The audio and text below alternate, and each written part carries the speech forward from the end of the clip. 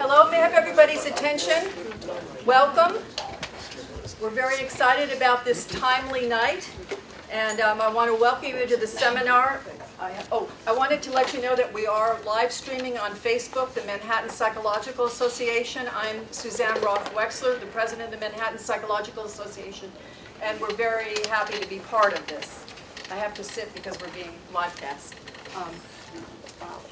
Tonight promises to be a timely and thoughtful discussion from several different perspectives.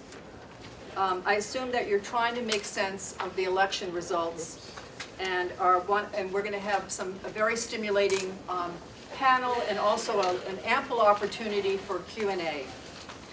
I'm going to speak briefly, and I have one final comment.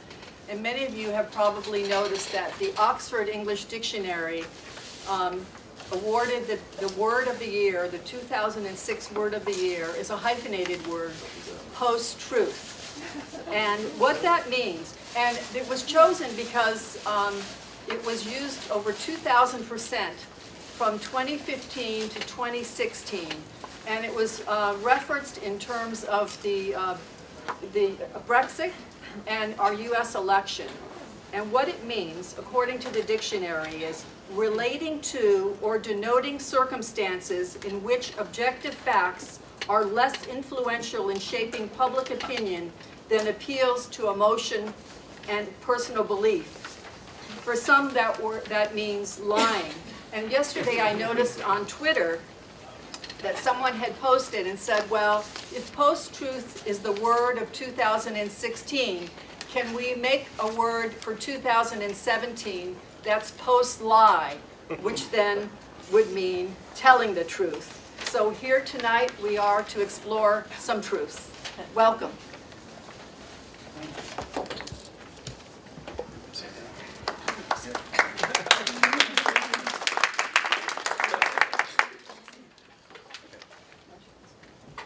So welcome again. My name is Dinesh Sharma. I'm the chair.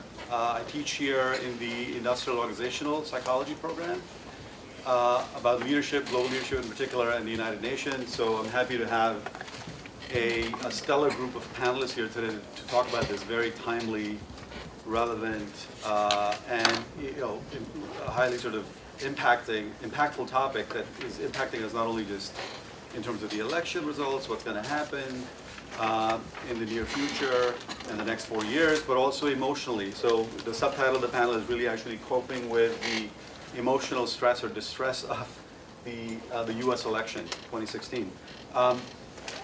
President Nixon, when he resigned in 1974 because of the Watergate scandal, when his operatives tried to hack into the DNC office during the campaign, if you had told me that, as a new immigrant, I had arrived in 1976, this event took place in 74, and then it kind of played out in the American press, that Russians will be hacking the DNC office as a front group for WikiLeaks, and that the RNC candidate will potentially be encouraging them to do so, to get hold of the emails that were part of the server that Hillary Clinton had kept as part of her time at the State Department, I would have said to you, that you need a drug test. Right, but right now we're in this, as Suzanne pointed out, we're in this post-truth, post-lie moment. We don't know where we are. Ironically, though, the election results have obviously surprised a lot of us, and the RNC, or the GOP, if you will, finds itself in a kind of an interesting position after winning the Cold War. Well, going back to, if you want to go back to Lincoln, party of Lincoln, after winning the Civil War, the Cold War, and some of the peace dividend of the Cold War, the U.S. and the GOP now finds itself in a Trumpian moment, as E.J. Dionne has pointed out in Washington Post, where the party of Lincoln and Reagan has swept in all of the houses of government. And after 8 years of the first African-American president that this country elected, after 200 and some years, we're looking at somebody who early in the campaign did incite the birther issue. And he's now, is going to take power. So when we really look at the electoral landscape in 2016, we're left with kind of an overwhelming impression that the country is divided, bitterly divided at the fault lines of race, economics, gender, which wasn't really talked about too much, but clearly was one of the factors in the race, and education, interestingly, along the rural-urban divide in the United States. Without going into too much detail, we can talk about the incarceration rate in the United States and how that's not changed since post-Reconstruction in terms of inordinate amount of African Americans being incarcerated. A complicated issue. The fact that we've not had a women executive, even though women have had the right to vote for 100 years, and we thought we were close to potentially, cracking the glass ceiling, but we didn't quite get there in this election. And a lot of historians have talked about this. Samuel Huntington, Schlesinger, others have said and spoken about the disuniting of America, or the clash of civilizations, if you will. That the American identity is witnessing right now. Huntington, in one of his last books, actually, titled Who We Are, actually openly talked about that where the American identity is going to be fluctuating back and forth between a nativist stance along the borders, particularly, where the immigration is a hot button issue, and more of a multicultural stance along the coast, kind of the bi-coastal identity, which we're living through in this election. All right, that the United States of America is really blue on the coast and kind of red in the middle of the country. And at the same time, without going too much into where U.S. ranks in terms of education, skills, et cetera, that's another topic we can get into in the debate. But it's important to point out that while we're still number one when it comes to higher education, institutional sort of ranking in terms of higher education, in terms of early schooling and other cognitive measures, we're not the exceptional nation that we were at one time. And then at the same time, there's this paucity of leadership. There's a huge distrust in all public institutions that we're facing right now, not just politicians, but Congress and other businesses, banks. So there's a lack of trust in our public institutions. And clearly, Mr. Trump knew when he said, repeatedly that the system is rigged or the politicians are out for themselves, right? And he clearly painted a very dystopian vision of America in his RNC speech, a kind of a repackaged version of decline of the West narrative that we've heard for a number of decades, that the West is declining and that other powers in the world, whether it's in China or in Southeast Asia, or the rise of Islamism in Western capitals, is threatening to bring down the Western notion of progress, development, and civilization, if you will. On the other side of the political spectrum, we had the Sanders revolution, asking for greater equality in the face of growing income inequality around the world. The Sanders campaign appealed and really spoke to the millennial generation in an unprecedented fashion, such that the terms such as social democrat, which hadn't been used in political discourse in the United States at this level before, now became kind of the current terminology that we're accepting in our social political life today.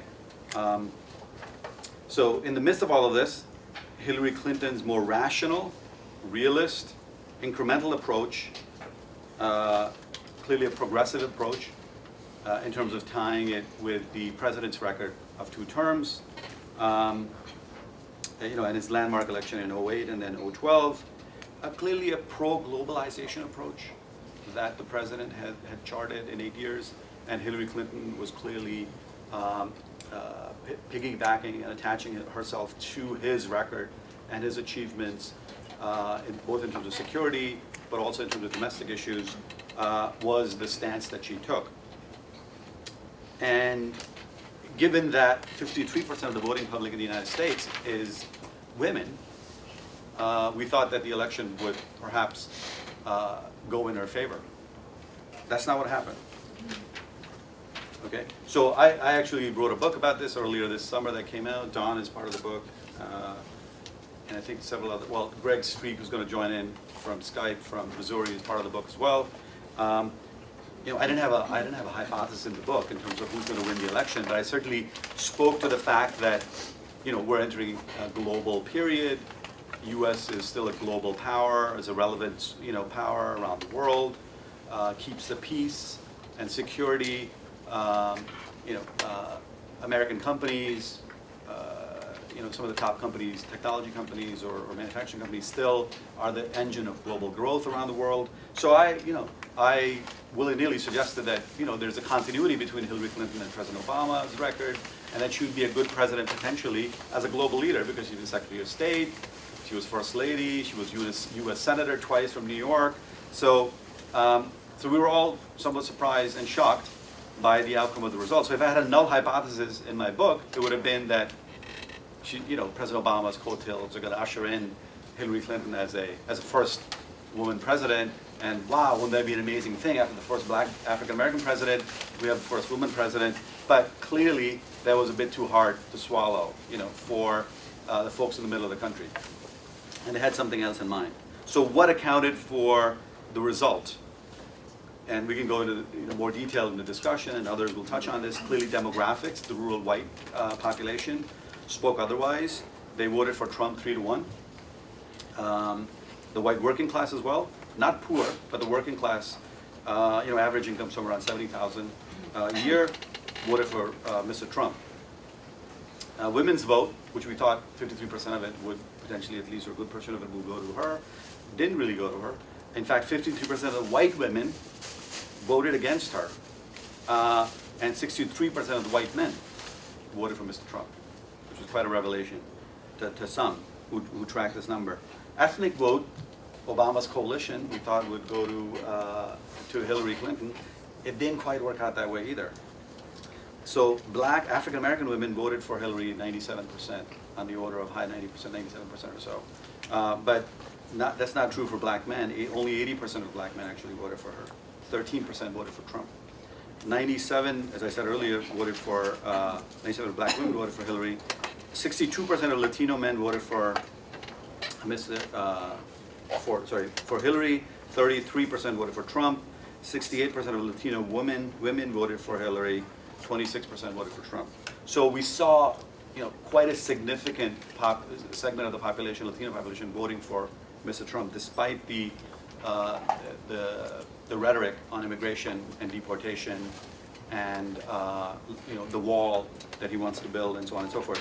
In terms of personality and emotions, you know, he clearly projected a kind of a strength to the general population, whereas Hillary Clinton projected stability and continuity.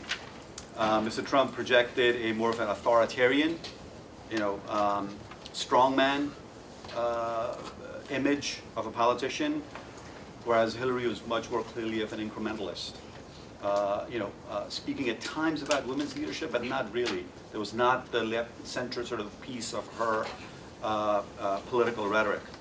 While Trump spoke about dystopian America, how the American dream is declining, there's violence and chaos in inner cities, Hillary spoke of being stronger together, that we can all kind of get along and work together.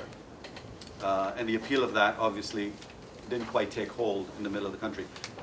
We're obviously living in a new post-truth reality with, you know, fake Facebook stories, Twitter storms, and now polling online, whether online through internet or through cell phones, which is a new kind of phenomena that we're tracking.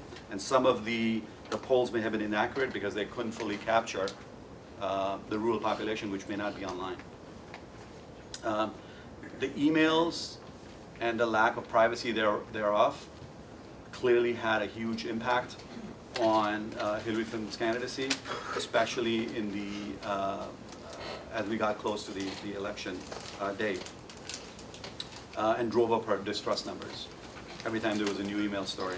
And in fact, I think there's data that points out that email was covered more than her policy and biography for 15 months, nonstop. In March 2015, when this story broke, to the election deadline, emails got a lot more of the coverage than her political position papers and positions, et cetera, versus her biography.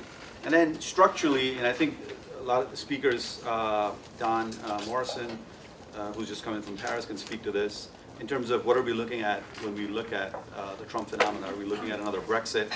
And is this a malaise that we're seeing in Western capitals related to capitalism and the growing inequality related to capitalism, where the lobbyists and the donors control the outcome, and the resentment that the middle class is feeling in response to that is what we're seeing not only in the United States but obviously in the UK and in France.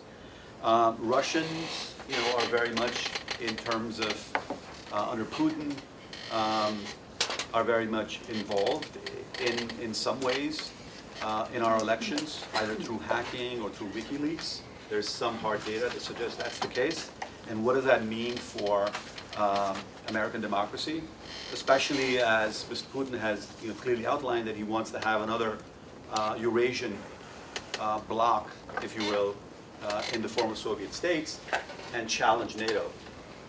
And then I think overall there's clearly an anti-globalization fever that's running through a lot of the Western capitals, tied with immigration, but coupled with whatever people are imagining is a potential threat of Islamism in the post 9/11 world that we're living in today. So with that sort of rapid fire coverage of the issues, I want to kind of open it up for discussion and debate. And we have with us several important and highly sort of influential and well-known speakers. I'm going to start with Don Morrison, the former editor of Time. He's a writer and a lecturer based in Paris and New York. So we're very lucky to have him here. He's also taught at Tsinghua University in Beijing and the Institute of Politics in Paris. His recent book is titled The Death of French Culture. And then he's written another book after that called How Obama Lost America. He's written for Financial Times, New York Times, Smithsonian, Quartz, The New Republic, Le Monde, and various other papers. He was, I think last I talked to him, it was for 20 years, the editor for Time magazine from Europe and from Asia. Is that right? Close enough. Okay. Thank you. So Don. Thanks. Dinesh, I have to confess, I seriously misread the title of this panel. I saw coping with emotional stress of the U.S. election. I saw the kind participation of the Manhattan Psychological Association, and I came here fully expecting a warm hug, a group therapy session. Well, we'll do that as well. We can do that now. So let me speak to you. Oh, I feel so much better. Let me speak to you not simply as a journalist who's been covering this election, although from afar, from France, where I was until election night. My wife and I got up at 4 o'clock in the morning to get a flight, a cheap flight, with lots of stops that would get us to New York in time to watch the election results come in, because we wanted to see history in the making. And little did we know the surprise that history would have in store for us. And so I think, like about 51% of the nation, there's a period of national mourning going on. Mourning isn't quite the right word, I guess. Severe disorientation, confusion, extreme anxiety of the kind that Americans who had accepted the post-war world order, they had accepted that affairs of state and government proceeded along certain rational lines, whether they were Democrats or Republicans. The conventional view of the way the U.S. operates was, as we all know, completely turned upside down. I reread Elizabeth Kubler-Ross, and after going through about maybe 7 of the 5 stages of grief, I decided that I would try to take a more psychological approach to what happened. And I wrote a piece for Le Monde that appeared about a week ago, on the 16th, actually, if you want to look it up. in which I, treading in the footsteps of the great Bruce Maslish, remember him? The pioneering psychohistorian, an historian, who wrote In Search of Nixon, an attempt to psychoanalyze Nixon, to figure out what made him tick, hoping that that would explain things like his presidency, Watergate, for example. Maslish later did the same thing with Jimmy Carter and also with Henry Kissinger and a few other historical figures as well. He was widely criticized for this, and I think he stopped doing it after a while. But where is he now? We need him. So I thought I'd try to do that. And I would do that based upon personal experience, because I spent the last 2 years of university, of college, as a classmate of Donald Trump's. At the University of Pennsylvania. Oh my God. And so and then I followed him probably the same day we graduated, packed up our crappy little cars and drove to New York to seek our fortunes. He in real estate, I in the far less respectable field of journalism. So I thought I knew this guy as well as anybody did, because nobody really knows him. I don't even think his kids know him, as we've seen from not only his entire career to his behavior during the election campaign, and especially since the election. He remains an enigma. And I thought there must be, maybe there was some key to his inner life that I could draw from my experience. And by the way, I have to confess, I don't think I ever laid eyes on the guy. It was a relatively small campus, probably not much bigger than, it was a little bit bigger than this back then, but I don't recall ever seeing them. He was totally withdrawn from campus life. Yes, he went to class, but he didn't really engage with any of his fellow students. He didn't participate in any campus activities. His picture was not in the yearbook. He didn't show up for that. The conventional explanation was he was commuting back and forth to New York, where he'd started to work for his father. But I think it was something deeper than that. Back then, this particular university had a class system. There were the students who were engaged in campus activities and became officers in student associations and joined fraternities and were social, came from prep schools, good families, money, and then there were the rest of us. And although Trump certainly came from prep schools and lots of money, I don't think he ever really felt comfortable there. He joined, he transferred after having spent his first 2 years at Fordham. That's great. Probably another world compared to Penn, which was, the most insecure of the Ivy colleges, so it overdid everything. The ivy on the walls, the snootiness of the fraternities, the whole thing. Anyway, I think Trump felt profoundly uncomfortable, as he clearly did through much of his career in New York. Now, we're all New Yorkers, so we grew up with this guy, and we know that how the circles he traveled in, the glitz and bling, he was, I think he felt, with reason, permanently shut out of the ruling inner circles of New York. He was unable ever to get on the board of a major charitable or cultural organization, institution, or even a university in this town.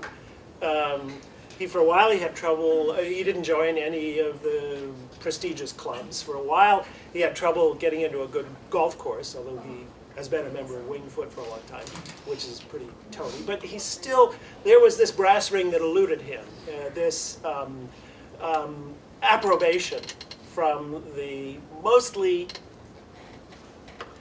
charitable-minded, socially responsible, liberal elites that ran New York and have run it for a century now. They created the great institutions and really make things work. For various reasons, his personality, his background, the industry he's in, which is pretty rough and tumble, he never could make it in those circles. And I think he's always harbored sort of a mixture of yearning and resentment. And this, I think, explains much of his behavior.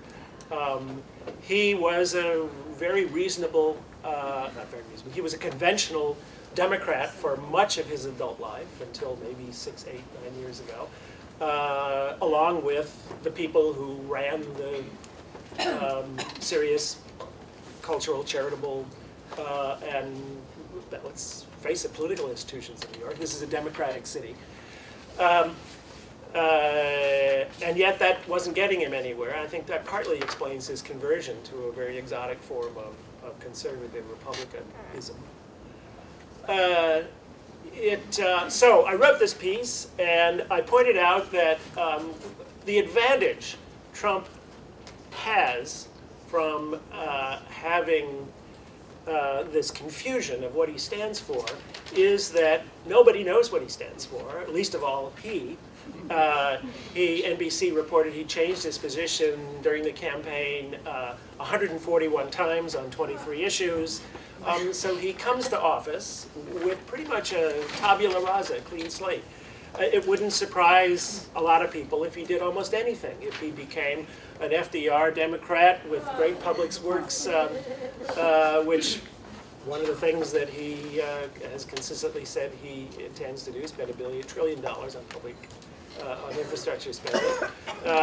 He has alternately said good and bad things about health care, about, well, you name it, any issue. He's been at one time or another in the past 2 years on both sides, or either side. Never the same side at the same time. But so anyway, so I thought maybe there is some hope that this guy, freed from the necessity of having to get elected by appealing to a constituency that he could never himself appeal to when he was a non-politician, maybe he'll revert to his the good Trump. And this ran, I guess, last, I don't know, Thursday, Friday. And I was feeling pretty good about myself. It generated a lot of comments in the mode, and a lot of friends said, oh, you've given us new hope. And then in the next few days, he began to put together a cabinet of conspiracy theorists, white supremacists, anti-Semites, nationalists, neo-Nazis, and nutcases of all kinds. And so I thought, so much for Bruce Majlish and his approach.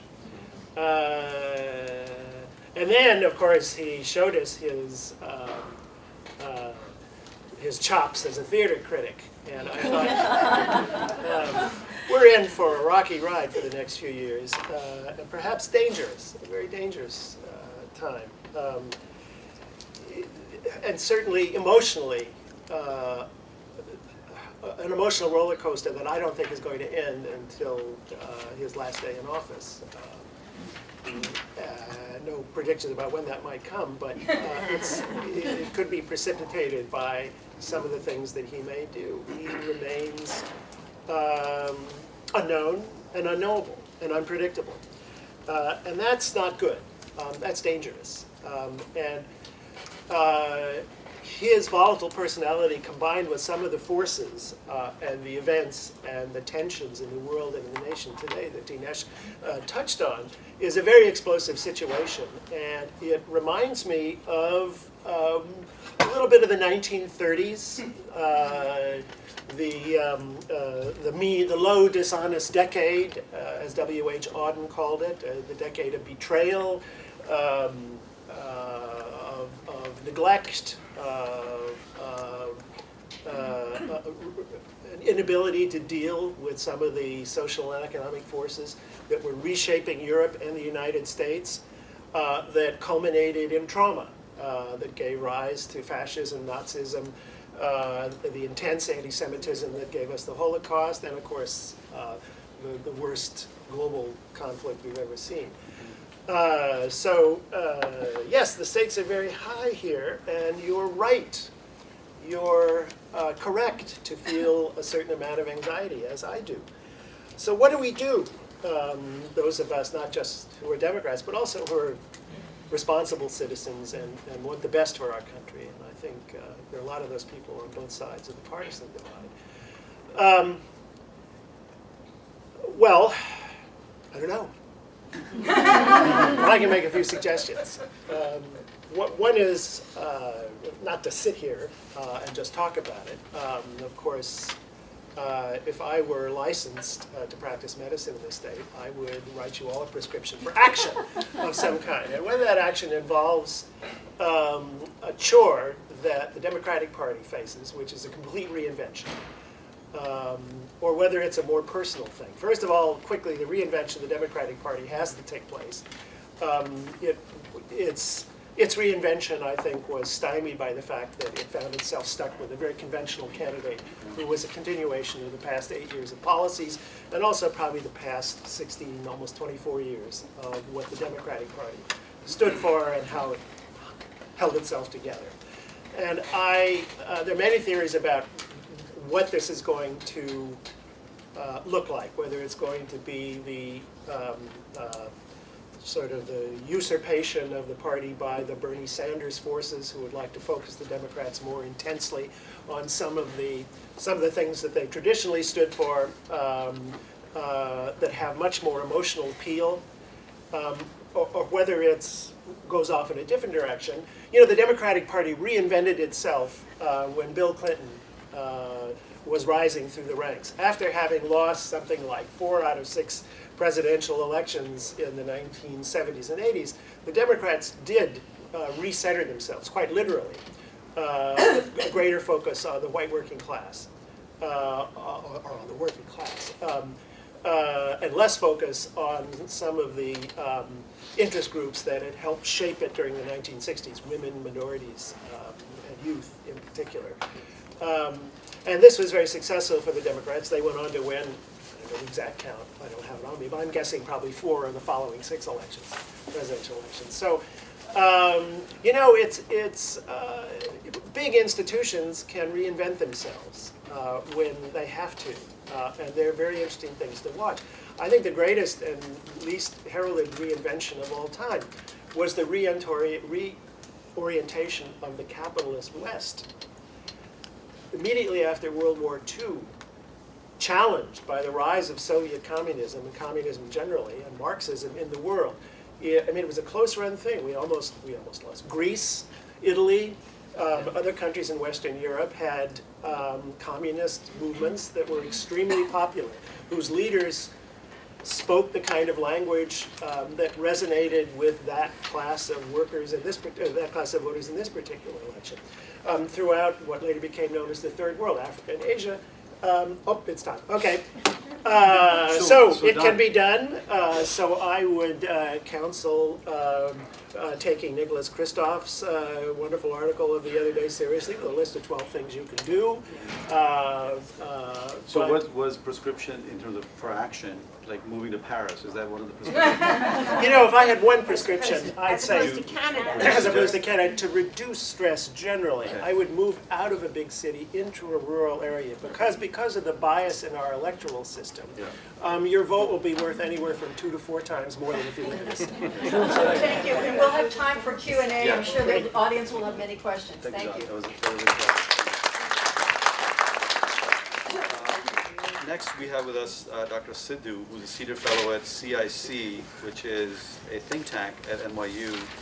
I think he still is with Brookings Institute India as a non-resident fellow. I met him at one of the more sort of popular. He's on TV all the time. You may have seen him. That's where I met him actually last time, a couple of years ago, at one of the Indian news channels, which is attempting to, I think, go global. He's an expert in international policy. He's been writing extensively, and I get all of his articles.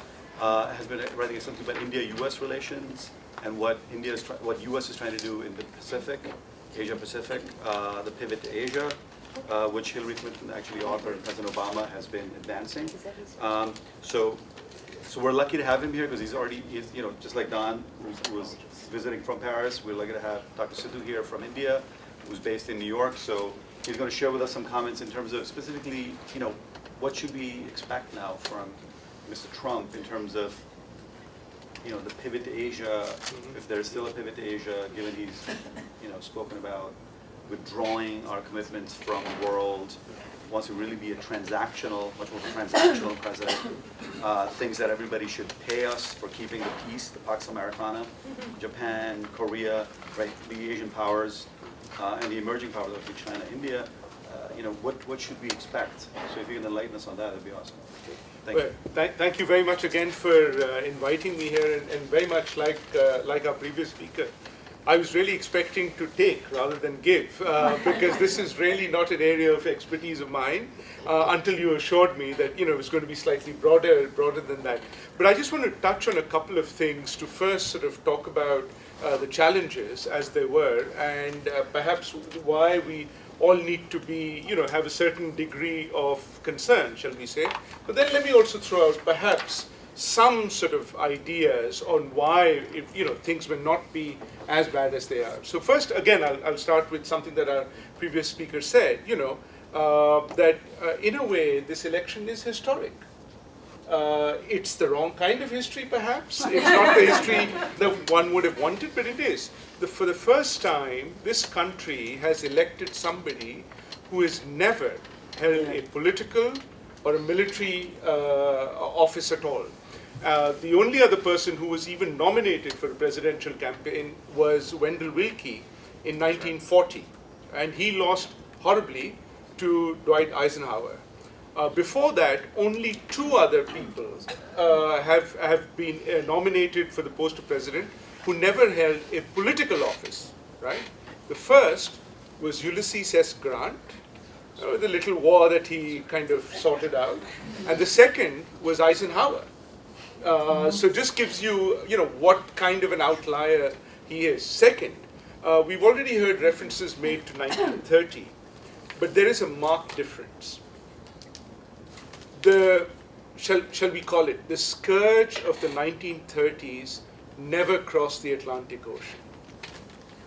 The same movements, the same influences were evident here too, but nobody with that kind of leaning or interest or even surrounding himself with those kind of people ever won an election, right? The closest we can think of is Charles Lindbergh, and you know how that played out. So for the first time, the kind of challenges that we saw in Europe have crossed the Atlantic and have come to this shore. And that's an important kind of departure that we need to keep in mind. And clearly, it's got everybody concerned. It's unprecedented to see the kind of protest movements we've seen domestically, unprecedented that the European Union foreign ministers call a meeting not to celebrate, but because they're spooked as to what's happening.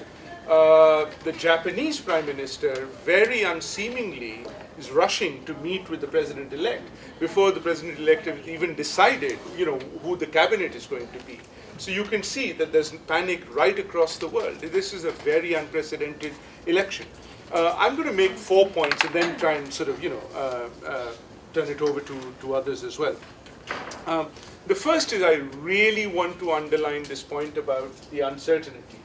The unpredictability and the uncertainty. That is the only thing that we can be certain about.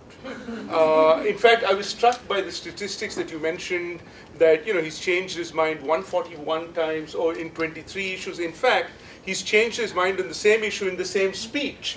In fact, he might even be able to change his mind mid-sentence. Now, it remains to be seen, but it is interesting. And the instance I have in mind is his speech before APAC on Iran. At one point in the speech, he says his number one priority would actually be to basically dismantle this disastrous deal with Iran. In the same speech, he goes on to say that he would in fact hold Iran accountable to the deal like you've never seen a contract enforced before. So not surprisingly, the New York Times recently quipped that Trump has the ability to entertain two completely contradictory thoughts at the same time. I don't know what that means for international relations, but I'm sure psychologists here can understand and explain some of that as well. So, but with that, let me make 3 points and then keep quiet. First, is that we really have a very fractured mandate, right? That's very, very evident. Even if, say, Hillary Clinton had won, you would still have that fractured mandate. The country is indeed divided. But there is another key marker there as well, right? One person has won the electoral college, but the other has actually won the popular vote. The second time this has happened in the 21st century, okay, already. So that tells you something there as well. Now, the reason I'm talking about the divided mandate, and it becomes important for my second point, is that even when presidents have had clear and robust mandates, their ability to maneuver has not always been very, very clear. Or been absolutely solid. Let me give you a couple of examples, right? President Obama, both in 2008 and 2012, everyone will agree, had a much clearer and much more solid mandate than President-elect Trump, for example. Yet, and you remember, one of the big promises that President Obama made to himself and to everybody else was shutting down Guantanamo, this abhorrent place for him, and 8 years later, he's just not been able to do it. Second, he talked about in the Prague Agenda, dreaming of a world free of nuclear weapons, a world without nuclear weapons. And yet, he will go down as the president who probably sanctioned the largest increase in the development and modernization of nuclear weapons ever. So the point I'm making is that, there can be, you may come in with thoughts and ideas. Now, in this case, we don't even know what the thoughts and ideas and policies are, but if there is some coherence, it's not very clear that will actually get implemented, right? Primarily because of the bureaucratic sort of challenges. Third, there is also going to be opposition to some of Trump's more grandiose perspectives from no one else but his own party, right? We've already heard John McCain talk against torture. We've already heard John McCain, for example, just to give you one instance, talk against immigration. And similarly, other Republicans are not going to give Trump, a free ride by any stretch of imagination. So that's the other kind of challenge that we need to keep in mind, and there is potential to use that as well. And mind you, that's not the only challenge he's going to face. We are very fortunate to be in one of perhaps 3 or 4 or 5 sanctuary cities in this country. And you have heard already time and again that the cities are willing to stand up to the values of not only the cities but the country, even if it means taking on the federal government or rejecting federal aid and assistance, right? So I think that's something that we also need to sort of look forward to in many ways as well. So let me then sort of end and say, in some ways, perhaps one of our biggest hopes may be the contradictions in the man himself, but even more than that may actually be the profession that he actually comes from, and that's the real estate profession. As any one of us who's dealt with anybody from the real estate knows, that there's one thing that they're very good at doing: over-promising and under-delivering. Right? Now, this may not be the worst thing to happen when it comes to foreign policy. Thank you very much.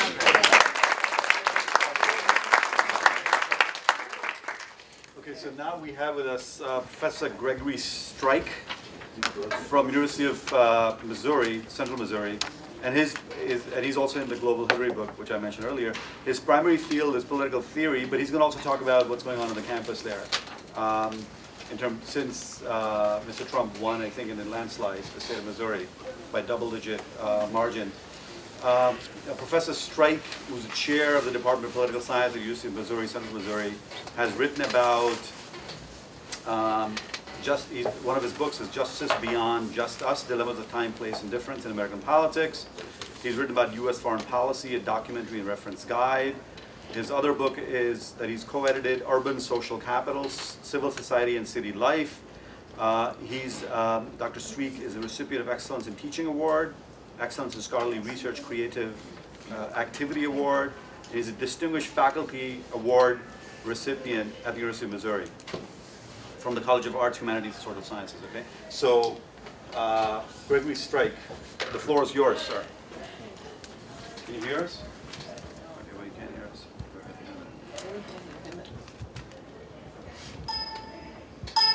Can you hear me now? Yes, perfect. Okay. All right. Thank you very much for that kind introduction, and thank you for allowing me to join you via Skype. As Dinesh noted, I am here in Missouri, so I guess I'm going to give you the report from the heartland a little bit. And I apologize, I'm not sure what the panelists have talked about so far, so if I repeat anybody's comments, I'm sorry. Let me begin with just saying that yes, Donald Trump did win Missouri in a landslide. He got 57% of the vote to Hillary Clinton's 38%. And if you look at Missouri politics over the last couple of cycles, that really is not too much of a surprise. We've gone Republican in the presidential elections ever since the year 2000. But nevertheless, the outcome was a surprise.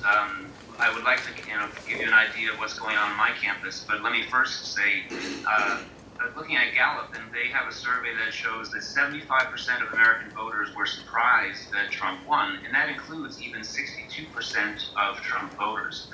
And so if you come to a college campus in the Midwest, UCM is kind of a little bit of this odd location, which I think reveals something that's really important in American politics right now. The University of Central Missouri is located in a rural county about 50 miles outside of Kansas City, and so there is a slight town-gown split, and there is a little bit of a split between students that come from small-town Missouri and those that come from larger cities like St. Louis and Kansas City. So, for instance, if you look at the map of Missouri, Missouri has 114 counties. Clinton only won 4 of those counties, and those are the urban counties. So it's pretty much a clean sweep for rural America. So what's unique is I think this election showed that the urban-rural split is bigger than many people had anticipated, and it's certainly bigger than a lot of pollsters had anticipated as well. And so I want to kind of go back to the 2012 election to preface the next set of remarks. And that you might remember that after 2012, when Mitt Romney lost, there was 2 kinds of reactions within the Republican Party. One was the Reince Priebus autopsy, in which he is famously on the books saying that the Republicans, if they ever want to win the presidential level again, must modify their approach, must reach out to women, Latino, African Americans, and so on. But there was a second theory that most of you, I'm sure, have heard about, and that is the missing white voter. And that is the idea that Mitt Romney could have won had more white voters voted. And that means then that the Republicans don't necessarily have to reach out to Latinos or African American voters. And so if you fast forward to this election cycle, I think it was kind of a test case where Donald Trump and his advisors really went in on that idea of the missing white voter. Really what you heard, though, instead of the missing white voter phraseology, I think there was a lot of discussion of the shy Trump voter. So if you go back to the Republican National Convention, very much couched in the same kind of terms that Richard Nixon used, this silent majority. And in recent weeks before the election cycle, there was a lot of data and a lot of debate about whether or not there were shy Trump voters out there. And so I think that's one of the reasons why the pollsters, on one level, the polls got it right. Hillary Clinton did win more votes than Donald Trump. I think as of today, she has maybe 1.7 million more votes. So that shouldn't be overlooked. But it was very, very close. And obviously, that did not translate into an electoral college victory. So I think what's happening here with pollsters is that they're going back and looking at their models. And there's a couple of things to kind of highlight. Number one, the in-person phone interviews versus online internet-based computer interviews, surveys. There is the phenomenon, perhaps, that the likely voter screening question did not capture many of the Trump voters. There's also the possibility, and this is kind of the core of Kellyanne Conway's argument, that when you are answering a question to a survey on the phone, you may not want to reveal that you are a Trump voter. And that's kind of the reverse Bradley effect, where you don't want to express socially unacceptable opinion. And if you think that voting for Trump is socially unacceptable, you're not going to be honest about your voting intentions. So I think that was there slightly. I think also the polling models underestimated the rural turnout and overestimated the urban turnout. So if you look at states like Pennsylvania, Michigan, and Wisconsin, Ohio went for Trump pretty significantly, but Pennsylvania, Michigan, and Wisconsin were pretty close. And if you compare the 2012 and 2016 numbers, Donald Trump outperformed Mitt Romney and Hillary Clinton underperformed Barack Obama. And I think if you look across across states, even those small rural counties, yes, there are not that many votes there. And so a typical kind of strategy would say, go to the cities and the suburbs. That's where the voters are. And I think Trump's strategy actually was rev up as much voter support in those rural counties, and that can overcome some, less than enthusiastic voter turnout in some of the cities. And so that seemed to have paid off in states like Pennsylvania, Michigan, and Wisconsin. And so the other side of that too is that the rural voters may not have been captured by the polling models. And I think the anger that drove those rural voters was also not captured as much. Although I do want to mention Catherine Kramer has a really good book, and she's written some essays in recent weeks.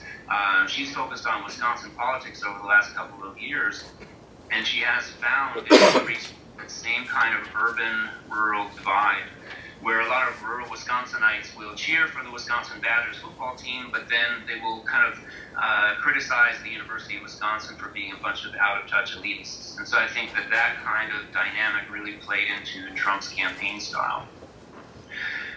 Here at University of Central Missouri, we've had our share of incidents after the election. There was a lot of shock and surprise among students. They were walking around like zombies for a couple of days. Even some faculty members were as well. There was one incident where a young black woman was spat upon by a white man, and unclear whether he was a student or not, and he was able to get away. So there was, 2 days after the election, there was a rally on campus, as you know, around the country, and not my president kind of protest. And about 300 students came to protest the outcome, and about 20 students came to support Donald Trump. And one of the things that happened was that somebody let off fireworks in the middle of that protest. And so that kind of created a bit of a skittish kind of atmosphere for students. They got together and they continued to rally, and they decided to march across campus.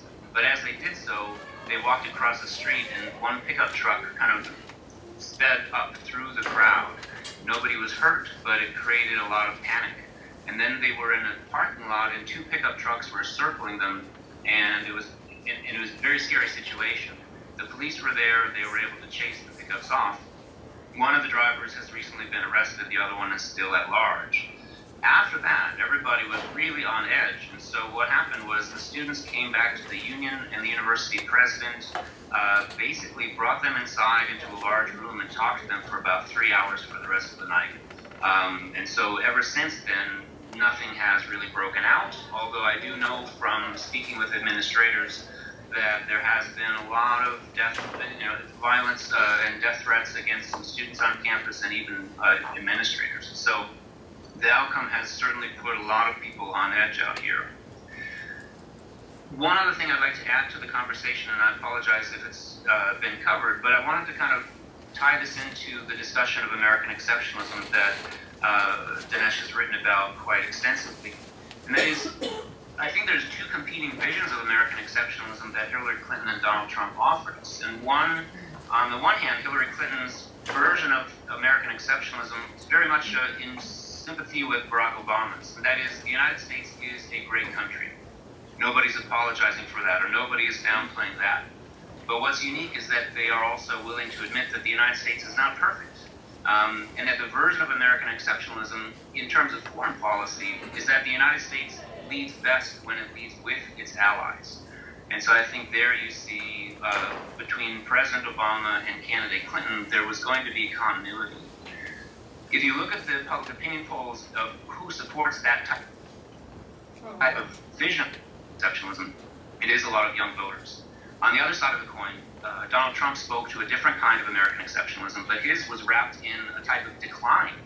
That whereas Clinton and Obama have the idea perhaps that America's best years are still in its future, Trump and his supporters take the view that America's best years are in the past. And so making America strong again obviously echoes back to some previous era when the United States was strong, or number 1.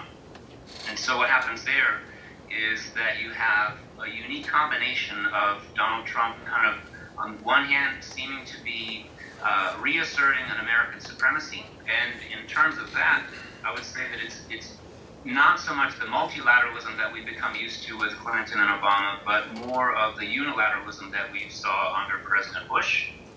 And it's also mixed in with a little bit of perhaps isolationism, although that's probably not the right word.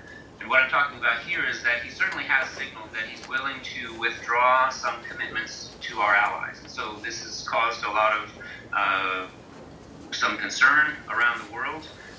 If you look at Japan in the East, and if you look at our NATO allies in Europe, Mr. Trump's campaign statements have certainly caused a little bit of concern as to whether or not he's going to continue to work with our allies. And I think that that's part of his view of American exceptionalism, that the United States is the preeminent country, and we don't need to work with our allies as much. We can simply assert our will as needed and as necessary.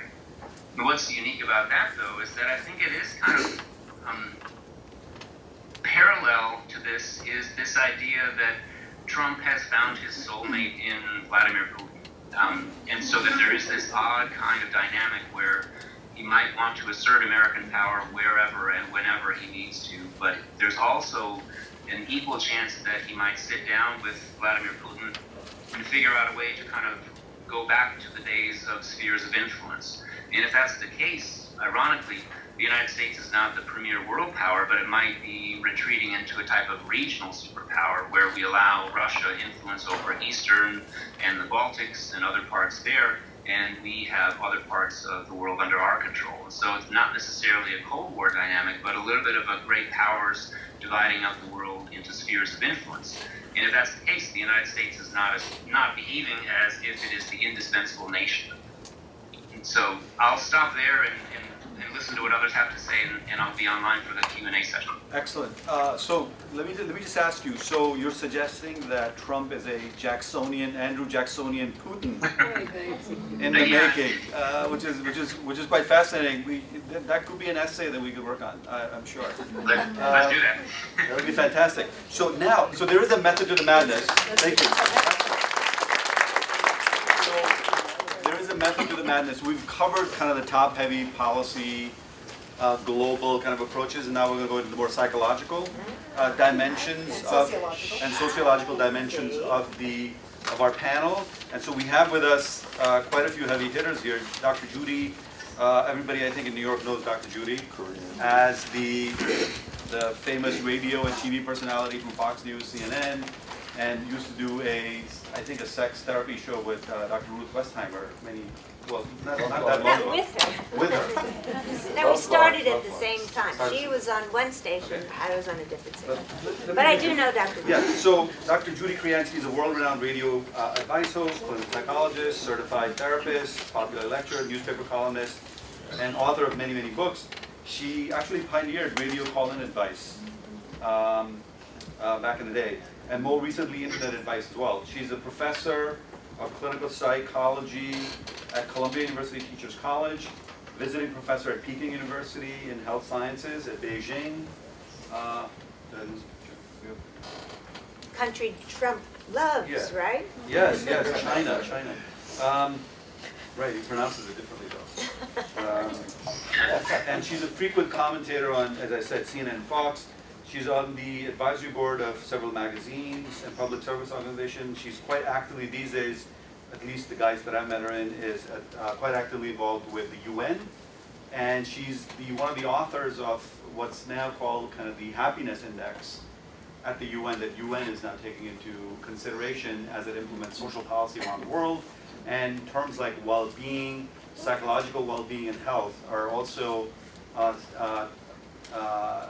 descriptors that she's introduced into the UN language, into the UN document. So I give the floor to Dr. Judy Kriansky. I'm so lucky to have her. Thank you. Thank you. Thank you so much. What a pleasure to be here, and what erudite comments. I'm totally fascinated, as I'm sure many of you are, with everything that's been said so far. I will make some observations, as Dinesh said, in my career as a clinical psychologist. So there are a number of things that have happened in both the election, in both the candidates, and also in this aftermath that do relate to clinical psychology. since Don has said some personal things about Trump, I have had crossed paths with both of the former candidates. With regard to Trump, I did have Fred Trump, Trump's father, on my radio show, not talking about sex, many years ago. He's passed away. And he was a very lovely man, I must say. As Trump has said that he had a wonderful father, I will say his parents and his father, whom I knew, was very lovely. He was on my program talking about what it meant to be a mogul, since it was a show at that time about psychological issues. I also know his children, and his daughter Ivanka, and Trump even said to me and wrote a note, Ivanka grew up listening to my radio show. And so she thanked me and he thanked me for helping her to grow up and to be a lovely woman. She is a very lovely person. As we have seen his 3 children, I will say they are what they appear to be on TV. They're very composed and very articulate and very lovely people. I also have crossed paths with the Clintons. I belong to a group that meets every year that they started when he was in Arkansas, and that grew from a partisan point of view to being nonpartisan. I have met Hillary and Bill many times. I was in the Oval Office. He's as charming as you can possibly imagine. I spent lots of years going to the Clinton Global Initiative. My office is around the corner from Trump Tower. So I do have a complaint, as many do, about the traffic at Trump Tower. It has stopped everything. The business people in my neighborhood are infuriated because no one can get to their stores and no one can move anywhere in traffic because of that. So, but in my role as a clinical psychologist, I want to make a number of points quickly. One is that one of Trump's appeals is that he speaks his mind. Now, you could say he changes his mind all the time, as we've just heard, but he is uncensored with what he says. And many people say that that is one of the things that is his appeal. So think about it. As a clinical psychologist, I'm always thinking, what does this mean for us as individuals, not just as a collective? So think about it for yourself. How often do you say what's really on your mind without concern about what anybody else thinks or how they're evaluating? How often? Often. We always censor, yes. We're censoring, thinking constantly about how is this going to react? How is somebody, are they going to judge me, right or wrong? Am I saying something that's going to upset somebody, And Trump doesn't care. And it was said very well by a woman when Alex, that's Alex right there, who is my intern at the United Nations. And we were in Haiti during a lot of the election. And at dinner one time, there was a woman from a foreign country, I think it was French Guiana, who loved Trump for this reason and said, I want to be like him because I'm always worried about what other people think about what I say. And so I want to take in this ability he has to just speak his mind. Now, you can judge it as nothing, okay, but think about how that would change your life if you were that way. People are divided. Another point. People are divided. Half the country is happy about it, half the country not, however you look at that. How can we deal as individuals, this is all issues that create anxiety, with the fact that we have a point of view that half the people don't agree with? I also am quite friendly with Rudy Giuliani. I've known him for 40 years. My husband was in his administration when he was mayor. He was a commissioner of the Department of Public Information, which that's the UN thing. The Department of the Commissioner of Ethics. So he had to prosecute anybody in the administration who did anything that was unethical. And so I once asked Rudy, how do you deal, Rudy, with the fact that people disagree with you a lot? You make one point of view, people don't agree with you, and he said, Judy, You have to live with the fact that whatever you do, if you want to clean up Times Square, remember when he did that? And he cleaned up Times Square, and some people said, oh my God, you're ruining something that is so typically New York. You know, we need to have the absolutely horror that Times Square is. And half the people said, yes, get rid of all the slum. And he said, you just deal with it. Whatever you do, half the people are going to like you, half the people are not going to like you. So how do we deal with that? Another important view. From a clinical psychologist too, action sometimes gets people's attention more than just slogans. So slogans, when you think about what slogans do that gets to your gut. When Obama said, yes, we can, did that not like grab you? Yet it was such a phrase that captured people's attention. So now you have Trump saying, make America great, again, make America great on his caps, and Hillary's was stronger together. But which is a more powerful psychological draw? When you have something that's like a resolution, we're coming up to New Year's, the advice always about resolutions is use a verb instead of just some vague sentence. Now, stronger together is great, but making something always grabs psychologically people a little bit deeper. So when it comes to identity, one of the most common problems that people express now is being bipolar. You know this, right? I mean, so many people say they have ADHD and they're bipolar. Now the country is bipolar. We have the depressed Democrats over here and the manic Republicans who have won. So it's a reflection, again, of this microcosm of what's going on internally to a macrocosm of what's going on in the bigger world. Models also make a very big difference to people, and words that resonate. So when Hillary used the word deplorable, how do you feel when you hear that word deplorable?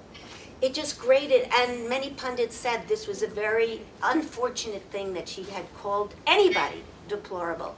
Yet, on the opposite side, you had the Republicans and all the Trump supporters saying they're forgotten people. Don't we all feel forgotten? We all feel like we haven't gotten our due, that we are people who need to be heard more. And so that captures on a deeper psychological level something about what we need and what we want.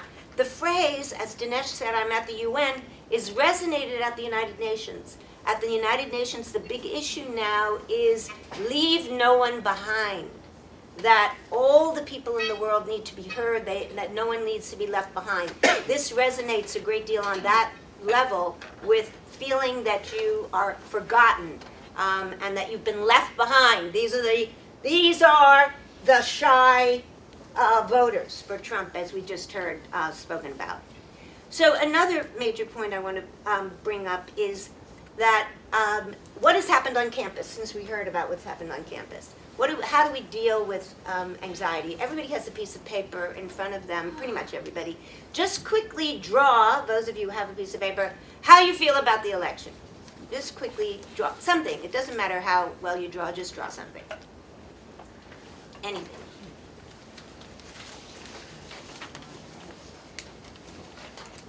This is a technique that we use for people who go through any tragedy. And dealing with the election results and the outcome has been called grief, as we just heard. Dealing with the stages of grief, as if we've lost someone we love. And also disaster counseling, and I know a great deal about that because I've been after earthquakes, and we just got back from Haiti after the hurricane, and I'm going down to Baton Rouge after the floods there, and earthquakes in China, and now just has been a tsunami again in Fukushima in Japan. So a technique that they used on some of the campuses was to draw the picture of what you feel about what happened. But after you do that, the technique I use is to draw what happened, then to draw a happy feeling and a bridge between them. So you can move from the anxiety that people are feeling now off to a happier feeling. Some of the other techniques that have been used on campus, have you heard about these? The pet therapy.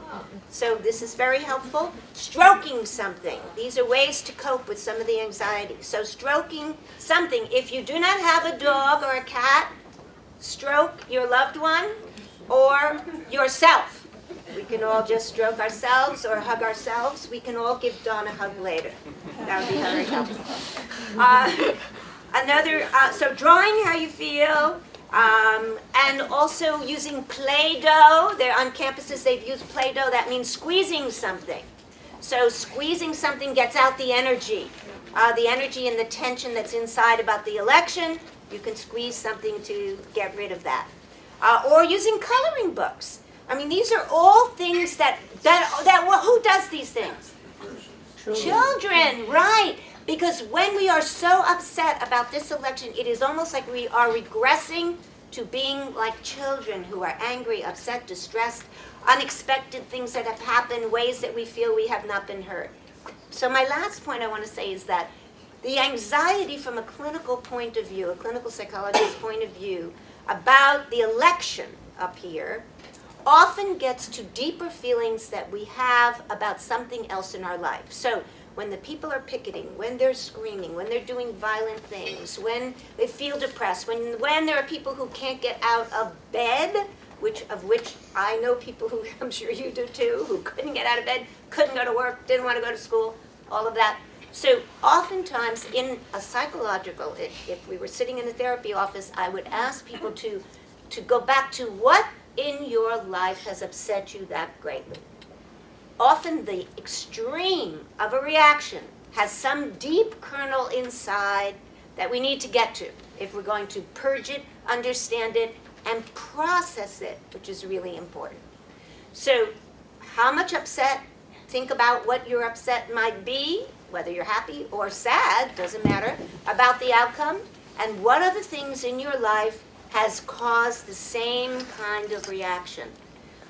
People who feel that this has been an abuse may have been abused sometime in their past.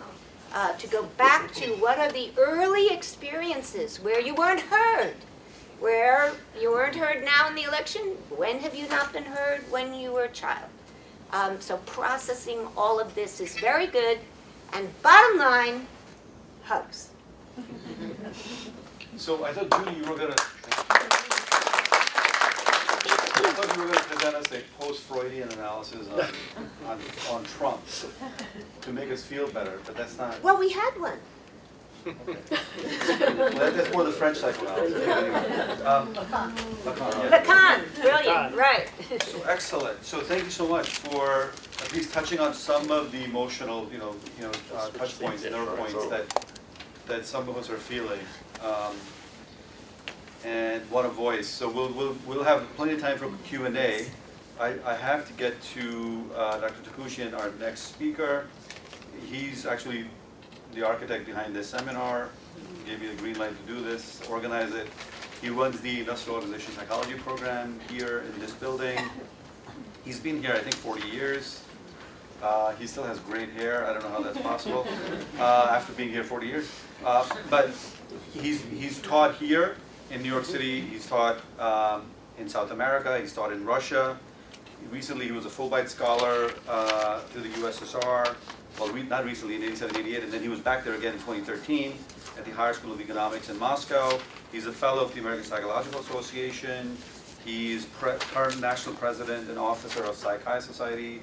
He's president of APA's Division of International Psychology. He's been president also of General Psychology Division, chair of the New York group of Society for the Psychological Study of Social Issues. He's an APA representative to the UN. Anyway, I could go on and on and on. So, Dr. Takushian, thank you. Am I correct that we should sit here? I shouldn't stand there, right? Yeah, It's we're not streaming. divided, We're streaming. Okay, can you put up a PowerPoint? Sure. Yes, absolutely. The provenance of this session was actually not on November 8th, but November 6th. We didn't know who would win yet, but Dr. Rolf Wexler had a session about cancer. There were 70 psychologists discussing a serious topic, and we all realized, especially the therapists among us, that there was a lot of angst, and we really couldn't ignore it. We should do something about it. We should have this panel. So we found out who won the election after November 6th. But the purpose of this panel, as Don said, was to see if we could pull out some positive some positive feelings from this negative picture. And the picture was negative on November 6th. It's not who won or lost. It's that this country is deeply divided. That's the angst, regardless of whether Hillary or Donald lost. And in fact, you can make a case that Hillary won with the popular vote. The fact that the nation is divided. Unlike Judy, who's a clinical psychologist, I'm a social psychologist. I'd like to make 3 points about interpersonal behavior that relate to this. And actually, I'm kind of happy about what's happening in this country. And I'm not alone. I was one of those people who saw a Hobson's choice between the 2 candidates. Bernie didn't have a chance, and others were ousted. But I see a positive feeling here. And let me share these 3 points. First of all, about human nature. Second, about freedom, the psychology of freedom. And the third point, about an echo chamber. And as I'm speaking, let me pass around a document that we mediators have prepared. Not me, but the mediation field, reaching across the blue-red divide. If you sign that sign-up sheet, you'll receive a copy of this by email. But if I could pass that around for you to look at. It's really good. The first point about human nature, social psychologists have done a lot of research on this. There was one very wise man who was asked, are human beings basically good or basically evil? And he had an answer for this. Yes. That's social psychology. We have both tendencies in us. And look at this picture of 1776. To me, this is a positive thing. Here are 56 people who wanted to create something that had never existed before. You go to Versailles or Windsor or ancient Egypt, you'll see that the tendency is towards monarchy, towards power. The larger the buildings you could build, the more fearsome you are, you can't be resisted. And here were 56 people who wanted to develop something that had never existed before, and they weren't sure it could be done. And throughout, when it came to the Constitutional Convention, throughout that summer, they really weren't sure. And they recognized that human beings are basically evil. That was their view. The French Revolution, on the other hand, 13 years later, people are basically good. And look what happened to the French Revolution. The fact is they developed a system.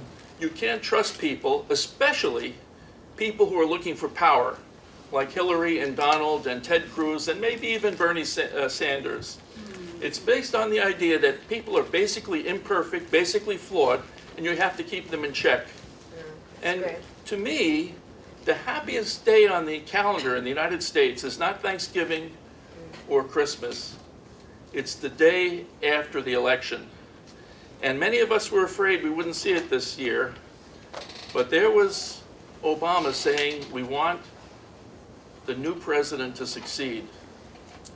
And there was Hillary saying, we not only value continuous leadership, but we cherish it. 2 people who, I don't know if it was reversed, if Trump would have said the same thing. We're not sure. Maybe we'll find out in 4 years. But the fact is, to me, this is a point of optimism. That these fellows, these dead guys, 240 years later, are still influencing us. Even Trump and Hillary, as bitter as they fought with each other, it wasn't the most bitter election. It wasn't the first election that the popular vote lost. It's actually the 5th election where that happened. Donald Trump doesn't have a mandate. He won, but it's obvious. And the point I would make about social psychology here is that it's part of the American system to have tension. One side wins, the other side loses. And that tension is wonderful because Donald Trump, he may be meeting with people all week and making decisions, but his responsibility, unlike the King of England or the King of France, is to have an orderly system that runs by law. And who better to keep an eye on Trump than Chuck Schumer? two people who are kind of slippery in their own ways, but that's the way they developed the system. And it's worth noting that these people in this, in Trumbull's portrait, did not particularly like each other. Thomas Jefferson and Alexander Hamilton and Aaron Burr, three people who couldn't stand each other. John Adams hated Thomas Jefferson for good reason. Thomas Jefferson was a very shifty guy. And of course, Burr and Hamilton killed each other. One reason to go to see Hamilton is because they talk about the limitations of these rascals. Let me get to the other 2 points. The second point is about freedom. If I could ask for the next slide. There is a human tendency, because we are imperfect, away from democracy. And this is, you may recognize the Freedom Map. It's something here in New York City in the Freedom House. You go to the Freedom House, it changes every year. This year, the percentage of the world's nations that are free, it's, I believe, 49%. It's way up from World War II, when it was 20-something percent. But the fact is, it's declined in the past 10 years. Middle East, Africa, it's down from a higher, 5 points higher 10 years ago. The point I would make is that this country, hopefully Trump will stick with what he's got in mind, something positive. As Dr. Sidhu says, maybe he himself doesn't know what he wants. But the tendency is away from democracy, and it would be wonderful if this map continued becoming more democratic rather than less. Hopefully, human nature is flawed, but this country will somehow find its path. Many of us are grieved by what happened in the Middle East in the past 20 years, and the role of the United States in all that. The third point I would make, and then wind up, is what we call the echo chamber. Social psychologists recognize that there's a natural human tendency for us to prefer to deal with people who are similar to us. It's just natural. And of course, it's an echo chamber because the Trump people and the Hillary people associate with each other and they criticize the opposition. This document, Reaching Across the Divide, I would suggest to you in the next year or so, as things get sorted out, consider one of these things, or maybe both of them. One, if you don't like Trump, be as activist as possible. That is such an American thing to do. Channel your energy into challenging him, because that's what we're supposed to do. We're not supposed to be peaceful Americans. We're supposed to be constantly building coalitions and challenging each other. But the second thing, which I think is an equally good option and doesn't exclude the first, is to reach across the divide. Go out of your way to meet people who disagree with you and talk to them. I was very heartened when I saw Ted Koppel, the week after the election, go to the Rust Belt and speak with people he admits he has never spoken with before, to find out what they were feeling and why on earth they did what they did so surprisingly. He became a real journalist there, didn't he? Because Ted Koppel is known for giving his opinions, but there he was going back to his journalistic roots. So in conclusion, I would say that this country is based on the idea that candidates are imperfect, and it's correct, they are imperfect, we can see that. Freedom is not a natural human tendency, it really takes effort, and hopefully this country will be more involved in that process and not become isolationist. And the third point about the echo chamber, either you channel your activism and put that angst into positive advocacy, or reach out and try to meet with people you don't agree with and see if you could feel better at that point. Don said we should all feel better after this session, and I hope we do. It's not a bad situation. Thank you. Okay, thank you for those lovely comments there. And the great pictures. So now finally we have with us Andrew Horvitz, who's a professor at... They're changing chairs just because of... Oh, they are, because of... Okay. Who's a professor in political science at State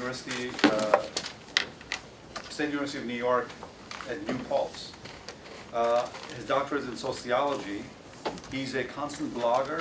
You can find him on Psychology 21st Century, 21C Psychology website.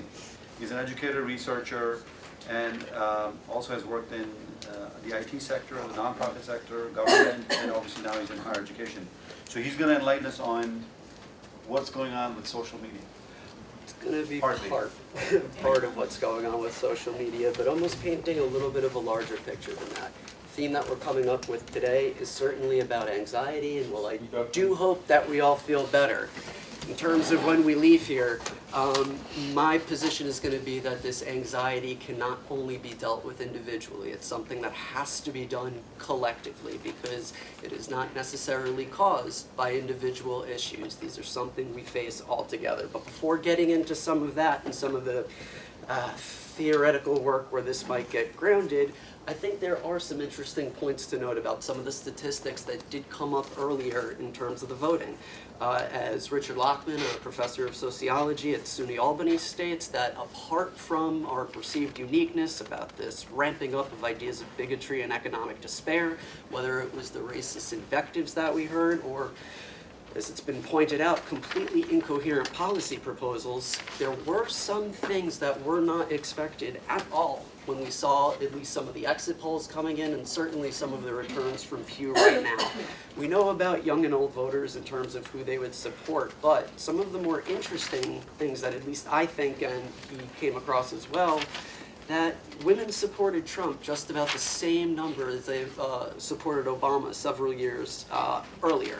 Men supported Trump in larger numbers than they did Romney 4 years earlier. White non-Hispanics, I don't think we would have any surprise there, but Trump was above them by over 20 percentage points.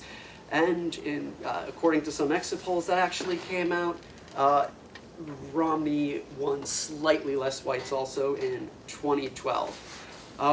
Trump fared better than people thought among blacks and Hispanics, at least compared to Romney in the earlier election. And Hillary Clinton, who was supposed to have these as core constituencies, not only didn't, but did considerably worse than Obama did in both of his previous elections.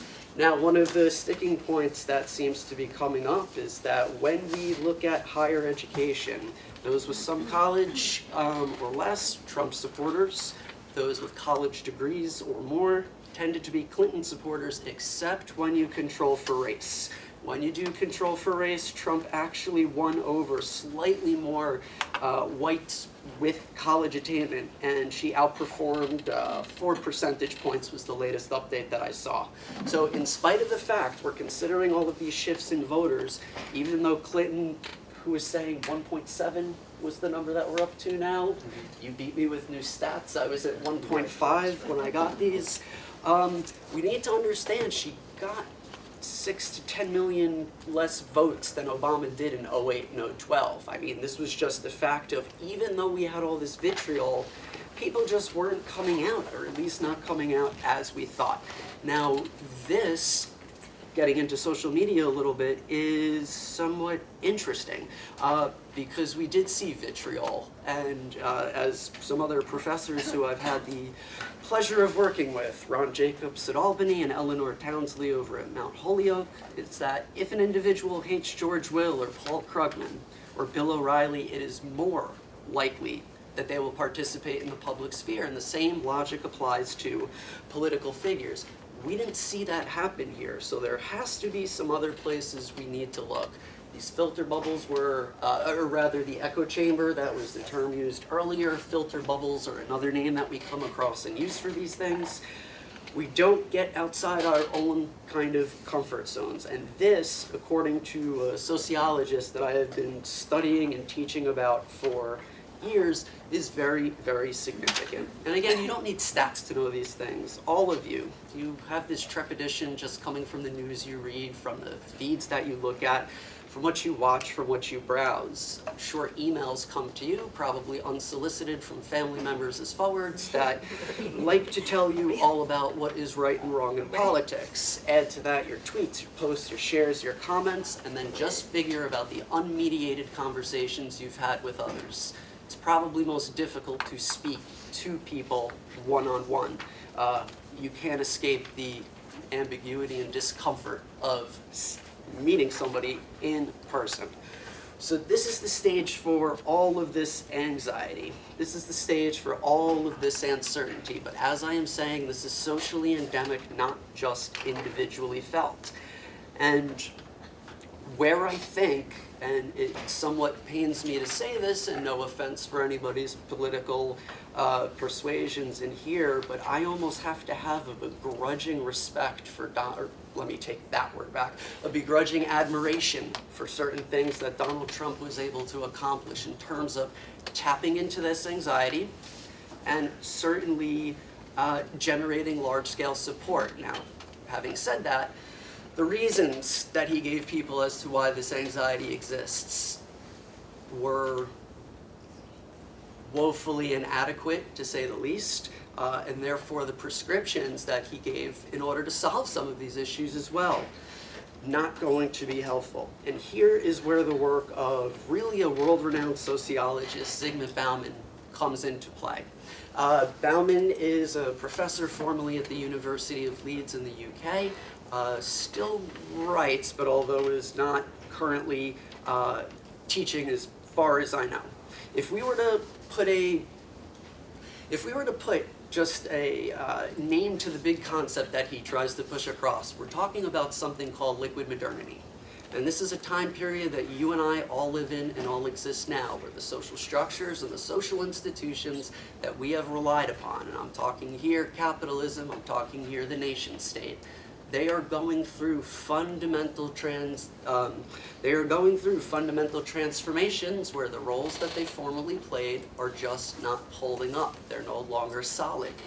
And unfortunately for us, those who are challenged with living during this time in liquid modernity, the structures often change much more quickly than we have the ability to adapt and catch up with them. We are always already a step behind. Herein comes what's going on with liquid modernity now, where I think we could bring it back to Trump. When Trump was giving some of his biggest attacks were on the way that we organize and think about our trade policy, because his was an economic message in addition to, again, many of these racial, as the other professor said, invectives and some of the other just unsavory things that came out of his campaign and his surrogates. But what is happening now that Bauman is suggesting is that formally we've had a balance between the state and the economy. We now have an economy operating in a global space where the state just does not have the ability and the same tools to put it in check and act as a counterbalance that it once happened to be. The result of this, many of us call it neoliberalism, is the change of handing over nearly all social functions to market forces, to free markets, ostensibly free markets. The problem, as Bauman sees this, and the problem, especially because neoliberalism does not know any boundaries, is that formally, where we would have people unemployed, this great source of losing one's identity, this great source of losing one's pride, we would use that label, in fact, unemployed. That suggests temporariness, right? The prefix can be sliced. All you needed to do was weather the vagaries of the ups and downs of the capitalistic cycles, which are a natural and expected part of capitalism. The state would help you along the way. We have our social welfare, our social assistance programs for that. And then eventually, when the cycles uptick, unemployment, the gets stripped, you are back in the labor force, pride and material ability to live restored. As Bauman sees it now, and this is something that we are hearing from a lot of sectors, people are no longer employed. Liquid modernity renders them redundant. There is no place for them to come back to. This causes fear, this causes frustration, and this causes real types of anxiety that are not reducible to any one particular candidate, that are not reducible to any one particular ideology or platform. Again, Trump was able to tap into this more effectively. Now, where this becomes extraordinarily problematic, and I really do hope, and I hate to be the last one to speak on such a downer after we heard these more uplifting talks, but look at how this has been manifest. Where do the redundant unload their anger? Where do the redundant unload their frustrations? because it's easier to do it to somebody who fits that bill of the economic migrant, right? Particularly the person who is encouraged by global capitalism to move. The very idea of the logic behind our global economy suggests we should have economic migrants. But they're also the other, they're also the outsider. Throw into that the political asylum speakers, the ones who come here because we do have democratic and civil norms that make us second to none in the world in certain perspectives. And what have we done? The economic migrant, the asylum seeker, we criminalize them. We made them into the other. We treat them as the sponges that come over. But we don't need to look outside of our borders to do this either.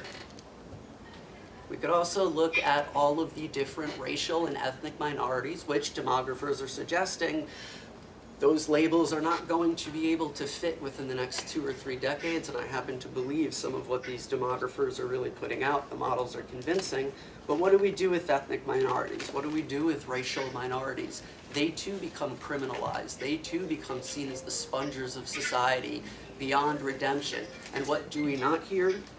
Well, all of the legitimate concerns that they themselves would have in addition to where all of this anger and anxiety is coming from. Throw into this the panoply of sexual identities, gender identities, religious identities. I mean, you name the identity feature. It's easier to attack what you can see than otherwise vacuous forces that are going on, certainly globally. All of these attack, or at least as they were articulated, some sort of traditional sets of values. But to continue to do so, these undermine the very democratic institutions, the very civil institutions that I am hoping, with what everybody on this panel is suggesting, will be strong enough, and they have been in the past, to withstand some of this stuff. But the point, another important point which was mentioned earlier, is that we can't look at this as exclusively a United States phenomena. This is going around all over the world. We mentioned Asia. I mean, we could just look at just about anything Marie Le Pen says out of France, and we hear echoes there. If we go to Southeastern Europe, we are looking at at this time political migrants that are creating real humanitarian crisis in those areas. And again, what's the state left to do here? As I said, turn people into criminals, turn people into spongers, because they are not as capable as they once were of mitigating some of these really detrimental forces that come from global space. And the problem that we're left with, whether or not we are defending our identities, whether or not we are taking our frustrations out, I think arguably unfairly on some, we're all in that position. We are all in this sense of anxiety and uncertainty. The fear is what that I think we're feeling is just the name we give to our uncertainty. And the best thing that we could do, and unfortunately again, this is where this could end on somewhat less of a sanguine ending. It's going to be tough because the responsibility is going to come back to us. We were talking about dialoguing with others, and there's just a very important quote that Bauman should be leaving with us. Real dialogue, he writes, isn't about talking to people who believe in the same thing as you. If you do not do this, if we do not do this, not you, it's a collective endeavor. If we do not move from being what we are generally now in most of our lives in the day-to-day, acting as bystanders. We're all aware that this stuff is going on. It's not a mystery to anybody in this room. It's why I suspect that you're here. We need to move away from that idea of bystanding.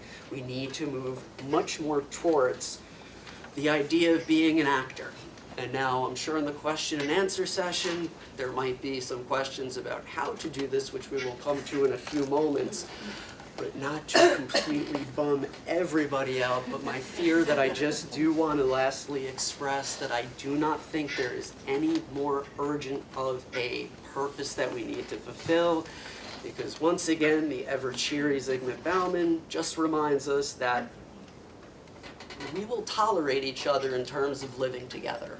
but we will live together next to each other, not amongst each other, not with each other. Our communities will stay at arm's length, and unfortunately, when hostilities do flare, as we know that they often do, we sometimes make the terrible mistake of using the barrel of a gun for a telephone.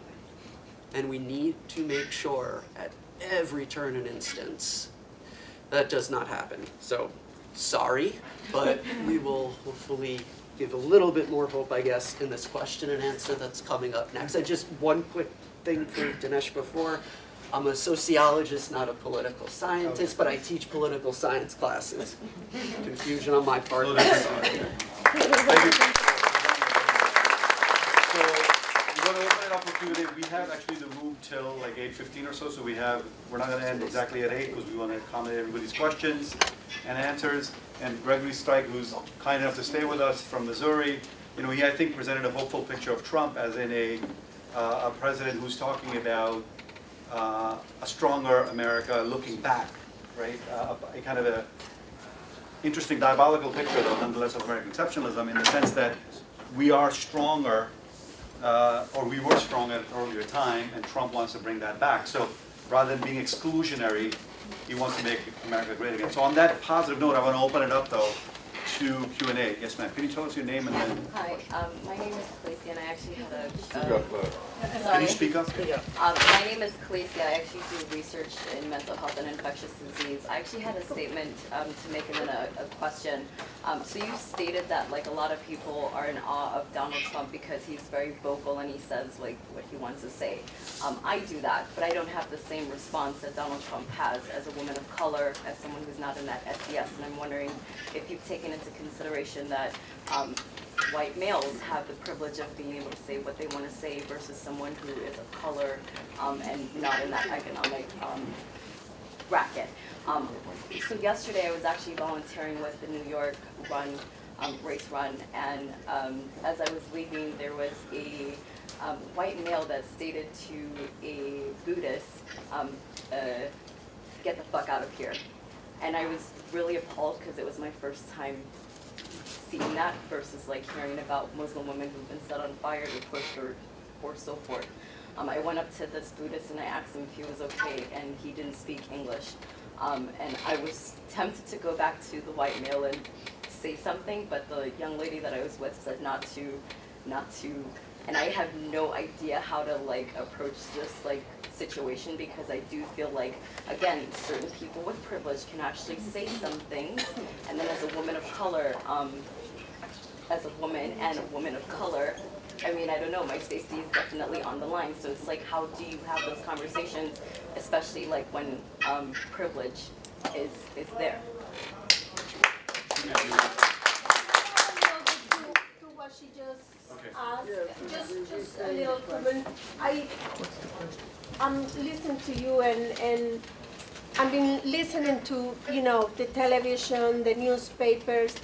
How can we defend ourselves and others when the law speaks of the right to just say what is in your mind, when there's no protection for those people who's been abused and being insulted in the street, in the subway, in front of kids? What is our right? What is our protection as individuals? Okay, so those are both great questions. The bystander effect, and if you don't understand English, maybe that's a good thing in that sense. And Buddhists in general tend to be more peaceful and loving. I didn't know what was happening, in all honesty. Exactly. But I was just. Yeah. And if I were to give like a David Carradine response, Kung Fu response to the fact that somebody has abused me verbally, I would kind of roll it off, as the guy doesn't, he's upset about something, he's taking it out on me, right? But Judy, can you address that? No, that's a great answer. Yeah. Deflection, and when people often say things that are crude and mean, it is often a reflection of themselves. And so the best thing to do is this Buddhist way of sidestepping. And I agree with you, certainly there are different groups who feel they have more of a voice than others. the woman who actually shared that experience that you're referring to was a woman of color. And so I think the only thing to do is to continue to speak up and to say what you think in a peaceful way. If someone is being aggressive about what they say, there's so many responses you can have to that. You can deflect it back to them. I hear you being upset, or I feel sometimes I can't say what I really need to say, but I'm going to say it anyway. I mean, these are all these different options about how to react. But in terms of legal rights, though, the lady's question about... Well, about that's a legal question. I mean, that's hard Yeah. for me as a clinical psychologist. Actually, legally, if someone threatens violence, that's battery. Yeah. And it's punishable in pretty much every jurisdiction in the U.S. Yeah, And Dr. Siddham. Just another experience from Brexit, because there's been a raise in this kind of incidents there as well. One of the most powerful incident sort of tools we all have is in your hand, the iPhone. Record it, and it comes to exactly what is being said. And if somebody tries to take the phone away, that's a crime. And the minute you put anybody in that kind of a situation, you'll see that they feel much more exposed than saying something and nobody reacting as well. So there's that element, and you're in your rights. Okay, so let's get a few more questions, and Andrew, you want to respond to that? Oh, just quickly to a comment made here. First off, Speak louder, please. I unfortunately 100% agree with you. As a woman who's black, you don't have as much leverage and you don't have as much say as compared to if I were to walk in the same situation. Having said that, you're already thinking definitely not a bystander in this case. You're having some sort of awareness of where this stuff is coming from, and this is not, unfortunately, going to be comforting in the way that you want possibly to hear. The risk might have to be taken. I mean, to really combat this stuff. And I know that's scary, and I know that's not the advice that I wish I could be giving you and telling you. This is not going to come without sacrifice. To be an actor, and it's dangerous, and nobody should ever tell you otherwise. Recording helps. Being in groups helps. Knowing that you're not alone helps. But that's a choice that you're going to have to make individually in terms of your personal safety. That's around there. I'm sorry, I don't have anything better. Okay, that lady there and then... Just a couple of points in terms of, Can you speak up, Please, please? just stand up. what? Can you speak up? Oh, yeah, a couple of points. I'm glad you brought up Kubler-Ross's stages of grief, because I think that's helpful for people to understand that we're going through those stages of grief, and that they're not necessarily in a certain order. You can go back and forth, back and forth, back and forth. Another thing clinically to think about is I think we all have post-traumatic stress disorder. And if you're a clinician, but I think it helps everybody to understand, you can have post-traumatic stress disorder acute, you can have post-traumatic stress disorder chronic, and it's becoming chronic. And what's hard about treating post-traumatic stress disorder chronic, as I think the journalist touched on, is we keep getting re-traumatized, right? Just when we think we're calming down a little bit, something happens to re-traumatize us. Like right after the election, right, we might have been calming down a little bit, and then Trump appoints Bannon, right? And you think, oh my God, now I'm sick again. So it's going to be a hard 4 years. But we also have to pay attention that post-traumatic stress disorder is treatable, and we have to find our own ways of dealing with this. The other thing is, just one other point, is when we talk about Trump, yes, it is true that he managed to touch people who we on the East Coast liberals, forgot about, right? Unemployed coal workers, unemployed factory workers, farmers who don't have enough work. We don't know what's going on in the middle of the country. And he talked to them, and they elected him, and I do respect that.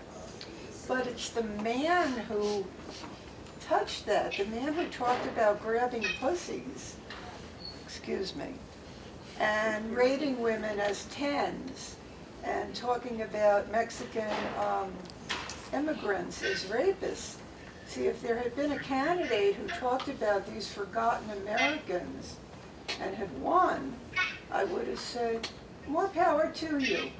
We've forgotten about these people. Let's do something about them. We East Coast liberals, you know, let's do something. But the man is so disgusting, and I'm so embarrassed. I'm so embarrassed he's going to be in the White House, and he's going to be representing America. So I think we have to separate those two things. And I just want to thank Fordham and Manhattan Psych Association. This has been an excellent panel, and I'm very glad to be here tonight. I think we all needed this. So Judy, can you address the question about the abuser in the house? I mean, can you, as a psychologist? A lot of women are feeling this, that president in a way represents a kind of a father figure that you look up to, Washington, Jefferson, Obama with his daughters and family. And a lot of people are feeling a sense of trauma here, especially women that I talk to and I hear from. My students, this campus, the other campus, SUNY Binghamton, young, 18 to 25, voted for Hillary. The map is blue. They feel abused. They feel traumatized. I think we have to look at, that's a lot of research and clinical treatments about how do you deal with an abuser. And there are some researchers and clinicians who believe that abusers cannot be treated. The old treatment for them was hormonal treatments that would change their testosterone levels, or castration ideas. And then there are many clinicians who do have hope for some people who have been abusers to be reformed and to change their thinking and their behavior. So many of those experiences happened years ago. Now one can only hope that because of Melania and Trump's new family that he would not be behaving that way now. That doesn't excuse his past behavior. One could also hope that there would be a lot of pressure brought to bear on him to behave differently. And maybe you could be his therapist, because you God forbid. You sound terrific. He would need someone to be counseling him about that behavior, because there is some hope for some people who have behaved that way in the past. That was a wonderful comment that you made. Thank you so much. Yeah, thank you for the comment. You, Yeah, you're although- next, and then Thank Lily you. next. Although I'm a clinical psychologist, I want to point out that my impression, and when I came before this today, is about the learned helplessness. And I think we have to address that, Seligman's learned helplessness, to get over the idea of just feeling we can't do anything, because that's hopeless. And what we have to do is figure out how to get over that. And I think in line with what you said, we have to pick certain issues. We can't just fight every single thing that he does. And one of them, I think, which is not going to change right now, but I won a debate in college, I was about 17 at the time, on the electoral college should be abolished. And all these years later, I won't say how many, it's still not. And I think that that's something that we can concretely work toward, because it's ridiculous in a digital age and with an educated population to have the electoral college. And I think a lot of people agree with that. Another issue that we can deal with is that we need leaders to help us. We can't just have little splinter groups or do this individually. And some of the people that have been mentioned, certainly Bernie Sanders, Chuck Schumer, Hillary Clinton, there are people out there that we could have as leaders to help us with specific issues. There might be 4 issues, the green thing of the planet, the electoral college, just pick out a few issues and deal with them, but we have to get over the learned helplessness first. Good. Yeah, and if we look at it as a binary option, like Gilbert talks about, we had 2 choices. Unfortunately, those are the 2 choices we had. And, the way our system is set up, we have a two-party system. And those are the two choices we had, and we got what we got in this case, and we have to make the best of it. So we were with a consultant, election consultant who worked with Axelrod in Princeton yesterday in New Jersey, and he said, you know, in the Congress, and the way our system is set up, he really won't be able to do any like serious damage till in his third year, policy-wise, and by then we should have the Democrats. I'm not revealing which party I'm with, but the Democrats should have a populist candidate to run against the Republican candidate. I don't think we can wait that long. I think we have to Well, start doing things No, I know, now. but Change the playing field. yes, but in the next year or 2 years, you know, he's not going to be able to necessarily push through everything that he wants to do. Dr. Kushian, and then I think the lady in the back of the question. I see Gregory's still with us. Two Okay. quick questions. Yeah. Is there any evidence that WikiLeaks affected the outcome? And is there any explanation of why WikiLeaks picked only on Hillary rather than Trump? Yeah, I think that's a great question. So maybe It's pretty Don. much the official view of the U.S. government that the WikiLeaks was aided and abetted by the Russian government, which is an astonishing, it's the consensus of U.S. intelligence agencies that's been endorsed by White House officials speaking not for attribution. So it's, you know, they could be wrong, but it's an astonishing assertion to make that a foreign government interfered in the U.S. election and seems to have gotten away with it. Yeah, Greg, do you want to add something to that? Let me just agree. I think definitely the WikiLeaks, the timing of some of the items that came out, and yes, I agree that it's pretty clear that the Russians and WikiLeaks were working a little bit hand in hand. So I know, for instance, what I've been reading a lot about is the Comey letter and the timing of the Comey letter, and that even the internal polling of the Clinton campaign identified the Comey letter, that there was another cache of emails discovered on Wiener's laptop, and that was a turning point in the campaign for them. So that even when Comey came back and said, never mind, the damage was already done, and all the time that we spent talking about the email, the private server and all that, really served as a politics of distraction. So I think it really did play into, it diverted a lot of people's attention away from some of Trump's definite and many weak points. Excellent, thank you. And the question back there, and then the gentleman back here, and then. Yeah, I just. Yeah. Go ahead. Yes, I have a quick question. The day after the election, a friend of mine was taking her child to her school, and she was walking down the hallway in the school with her child, who happens to be of Russian heritage, and she sees two first graders speaking, and one first grader was white and another first grader was Indian. And she sees the white first grader tell the one of Indian heritage, rather, American of Indian heritage, Trump now won, so why don't you go back to India? And I've heard, that's something that I heard from one of my friends, but I've seen this in the media as well, that there's been a lot of bullying in the schools. And I was wondering what advice Ms. Kuryansky would give parents in guiding their children, so in order to lessen the trauma and the impact that these kinds of incidents can have upon their children. Okay, can we take a couple more questions and then we'll answer them? Sir, did you have a Okay, question? very quick question. Thank you. I'm grateful to be here at the guest of Suzanne. I work with people and communities in fundamental change. This question has really been bugging me for several weeks. I like to get underneath the assumptions. So my question to you is, in this normalization of Trump, in this acceptance, people, when we're very stressed, give away the things most important to us. You're buying a car and you give away stuff to some false, manager negotiation. More importantly, healthcare, dire situations, we give up what's most important to us. Are we giving up in accepting his "I speak my mind" for dulling the voice of dissent? Are we giving away the credential for dissent? Okay, excellent.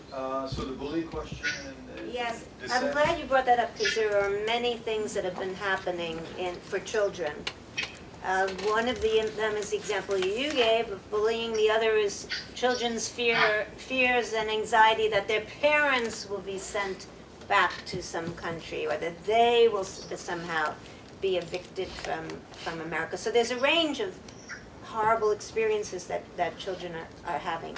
And I think the answer to that for what parents can do is in this phrase that we use often for a lot of issues that come up and that have come up, and that is to use this as what we call a teachable moment.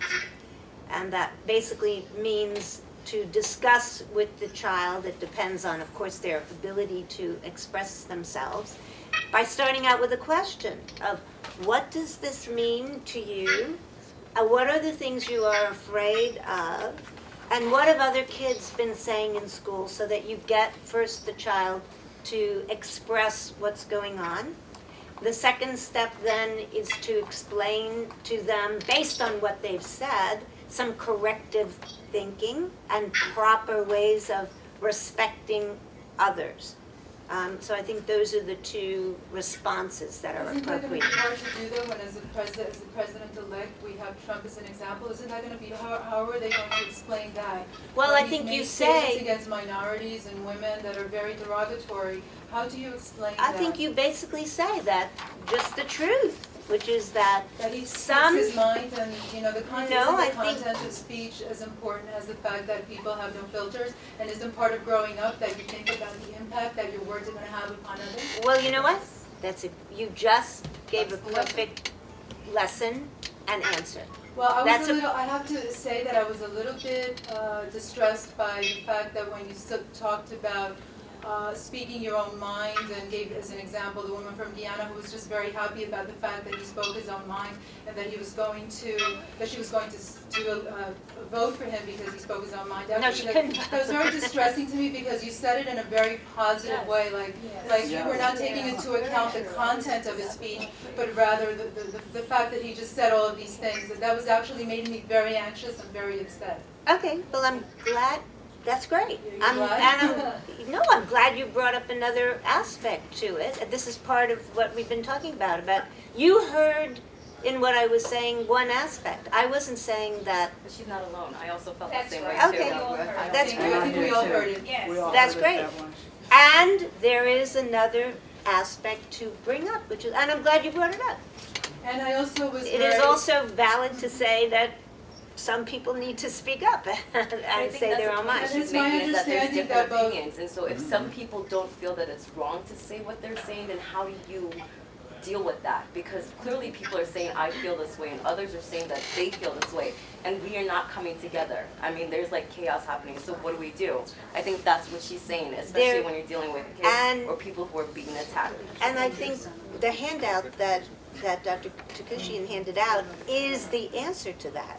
This is what's called dialoguing, hearing what people have to say, not judging it as right or wrong, but just letting them speak their mind and speaking your own mind and trying to find some common ground. So Judy, This is the essence of exactly what's happening here is what's happening in the country. So Judy, but is it going to People get here- worse before it gets better? I mean, that's kind of the question, right? Because if Well- the dialogue gets to a point where it's contentious Well, I and think bullying is going on. Then one has to reflect on what is behind the anger, and that when you have an opinion and someone hears the opposite opinion, anger gets raised and contentiousness and emotions, and then you need to deal with the emotions. I mean, that is the nature of all kinds of disagreement, whether it's between people like we're having now, or between political parties, or between couples.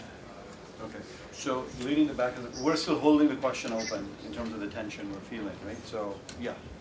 So my question is related to what I heard before. Hello, my name is Juja Fahir. I'm a PC. Yes, my name is Juja Fahir. I'm a PC UN intern, and among others. And my question is related to basically everything that I heard before. And I'm sorry I couldn't be here at the very beginning, so I didn't hear that. But I think what's really important aspects, and I really didn't hear it, is that how people make judgments and decisions, what's good for them and bad for them. And it's like the abuse dynamic, it's really important that it's a specific knowledge. There's so many people don't know about it.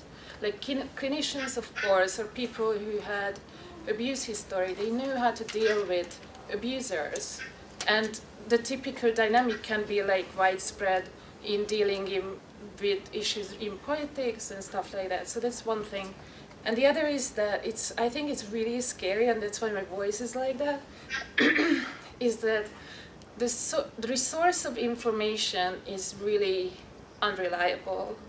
And so there's like more and more people are using social media, and the information what you can rely on is, we heard the news that some people from Macedonia were selling, they just spread fake news. But also from the other side is like the mainstream media, like what happened with Bernie Sanders and Hillary Clinton. What happened there? Why was Bernie Sanders out of the picture when obviously there's so many people was really eager to see him and staying? So because of that, the people lost trust in the social media and lost trust in mainstream media. So where do you go, So I think this is kind of important.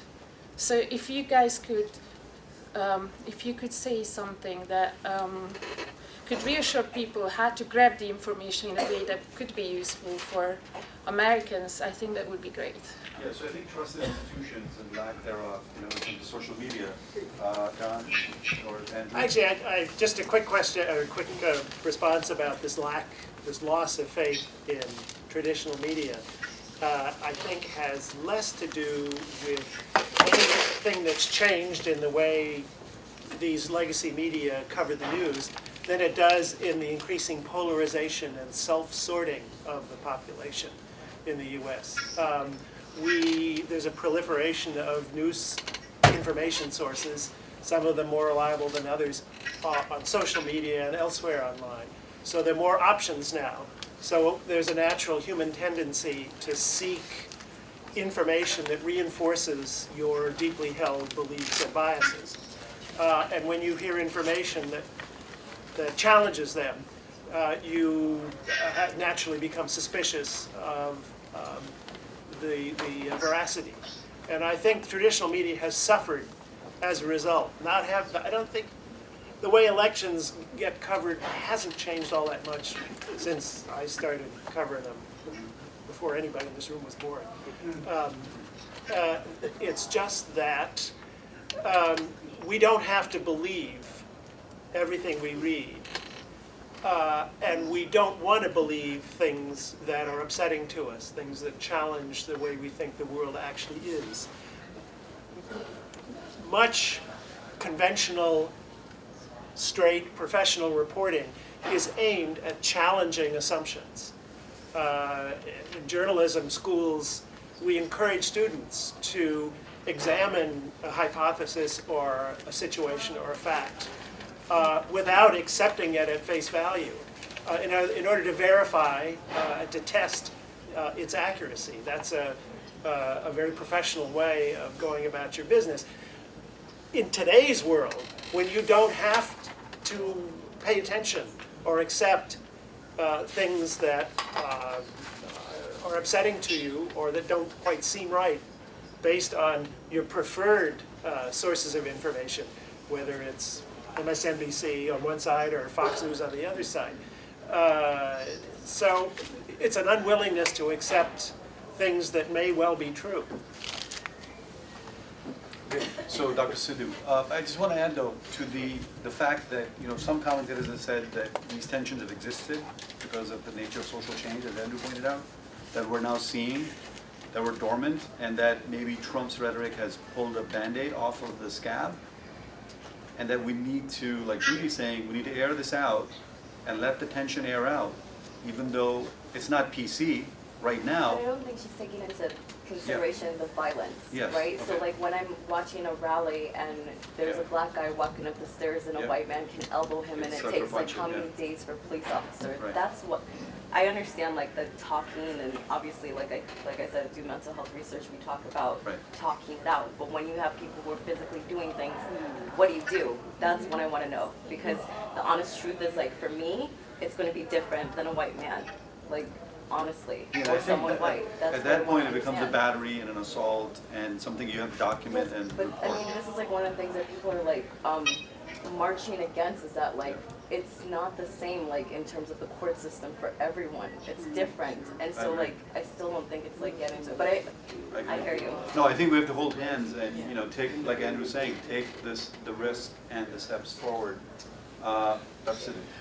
I just wanted to bring it a little back into the political realm, but really acknowledge two elements. You know, one where you talked about becoming an actor, and the other where you talked about, you know, in a way getting out of the echo chamber. I think both are really important. And then the questions about, you know, of course nobody wants to surrender, and you don't need to.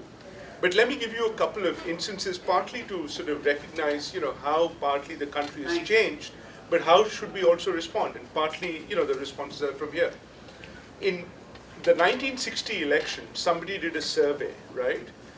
You know, now they're talking about swing states and purple states, right? And now we know in 2016 there are a handful. Guess how many states were swing states or purple states in 1960, in the 1960 election? 37. The point is that, you know, it's exactly what you're saying. People are now actually moving to where there are like-minded people, exactly as we heard. So you don't even need to feel the need to convince the other. There's no need for a dialogue because you don't even want to acknowledge the differences, right? And then it's exacerbated by listening to media, which you're only circulating among yourselves, right? So what do we do about this? And I want to try and be as positive here as I can, and, you know, partly about not being helpless. Well, one is, you know, I mean, if we're serious, you know, as New Yorkers, even if half the city of New York, just half the city of New York moved to Missouri or to Wisconsin, I mean, you'll change the election. And I'm not jesting that, but I know that's easier said than done. Let me give you another way of trying to approach this, okay? 49% of the people eligible to vote did not vote. 49%, right? Half of those are not even registered to vote.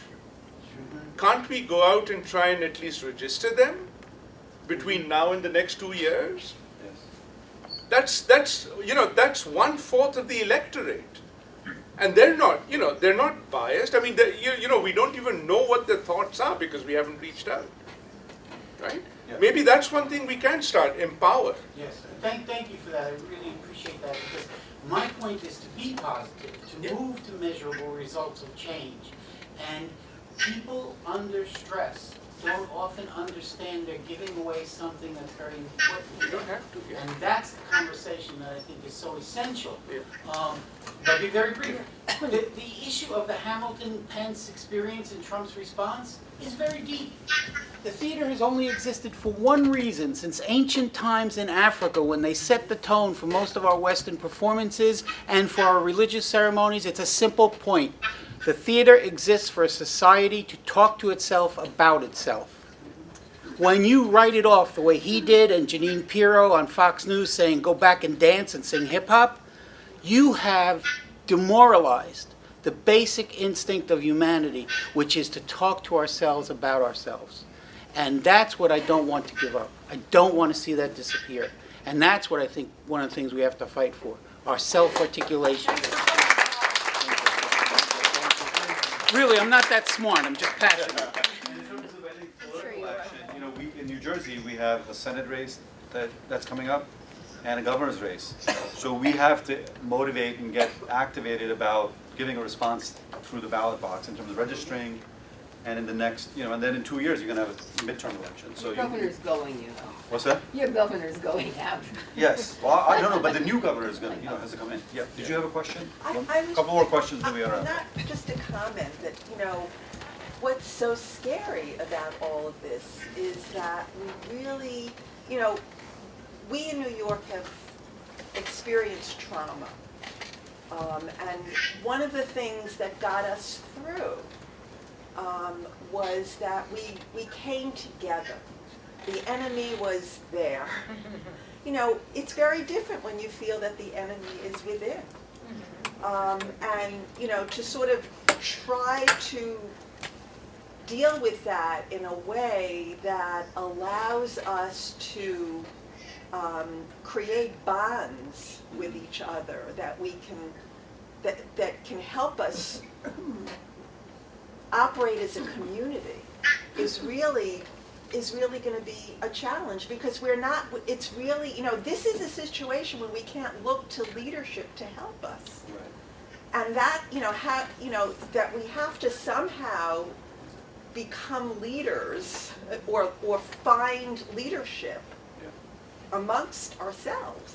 You know, our leader, the leader that we've elected is disruptive, Yeah, and I think, at a minimum. yeah, and I think in that sense, the women's way of dealing with it in terms of in groups and Yeah. stronger together Yes. was the message which did not resonate with the middle of the country. You know, the idea right now, because so the psychological research on brain neuroscience is that when you feel threatened, men tend to hide, isolate, and then band True. their guns together. That's true. America first again. And the other message of women, you know, retreating, pooling together, talking to each other, holding hands, that message resonated with certain segments of the population, but it didn't entirely overtake the male, masculine, hyper-masculine narrative in this country. That's, I mean, unfortunately, Dr. David McGinn enlightened us on this perhaps. Well, It's kind of the final question. got my own issue. Yeah. And that is that, you know, there are a lot of mistakes made in history. Dr. Kushian, the social psychologist, wrote about this, had conferences about this. If you remember, many years ago, Kitty Genovese was killed, and no one responded. The New York Times said front page, which was not correct. The books corrected it, but they gave an opportunity to have research about bystander effect. We got that. Also, Stanley Milgram did research trying to figure out how did the Nazis make their people do these terrible things. So had research to try to show people how to shock others because they made mistakes in memorizing certain words. And yet we learned, now we have ethics committees, how to do proper research. So the question was, what do you do with all this crap going on? You know, microaggression existed, aggression existed, homophobia exists, all before Trump opened his mouth. Blacks felt alienated. White supremacy existed. White privilege existed. This is an opportunity to say, okay, what were we blind to? We may not like Trump, but what were we blind to? What did, you know, it's painful to say we didn't do crap. We didn't do anything. We just went about now. It's now to the front, and it's not about Trump. It's about what exists around us. What can we do to change it? And if you live your life that these things are opportunities rather than horrors, you'll actually be less neurotic, less stressed. You'll say, here's an opportunity to do something new. You know, the young people now voted for the first time, and they lost their election. We have to learn that, you know, we're going to lose elections and win them. But if it's the first time you voted and you lost, it's like the end of the world. But these mistakes, or people that went into power that just shouldn't be in power, opens up what we didn't want to see, and let's begin to work around our neighborhood, our city, our country, not just the White House. We really have to fix things in our backyard first, and then we'll feel more empowered. And we're not going to resent so much. We're going to actually see opportunities. And I think Judy, I like what Judy said. She gave a different, you know, everyone hears about the bad things. You gave a sort of positive thing, or more neutral, and then you were made a villain here because you had some positive. You smiled, and you weren't seeing an enemy, and you were attacked. And I think I would support you. That you found you're human. You're a shrink. People have positive parts too. Let's work in our own society, our neighborhood, our schools, our classrooms. How do we get them to act and not to fall apart and not be traumatized? So, Julie, what do we need to do, though, as a closing exercise?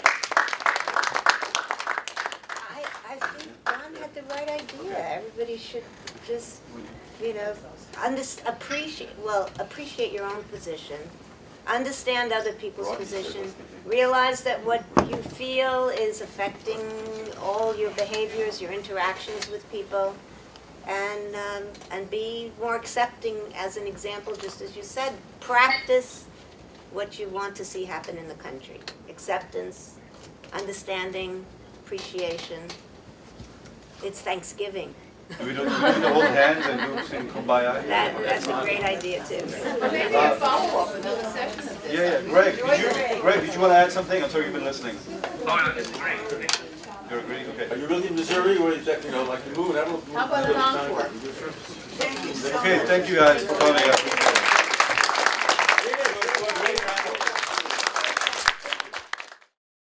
Come gather round, people, wherever you roam, and admit that the waters around you have grown, and accept it that soon you'll be drenched to the bone. If your time to you is worth saving, then you better start swimming or you'll sink like a stone, for the times they are a-changin'.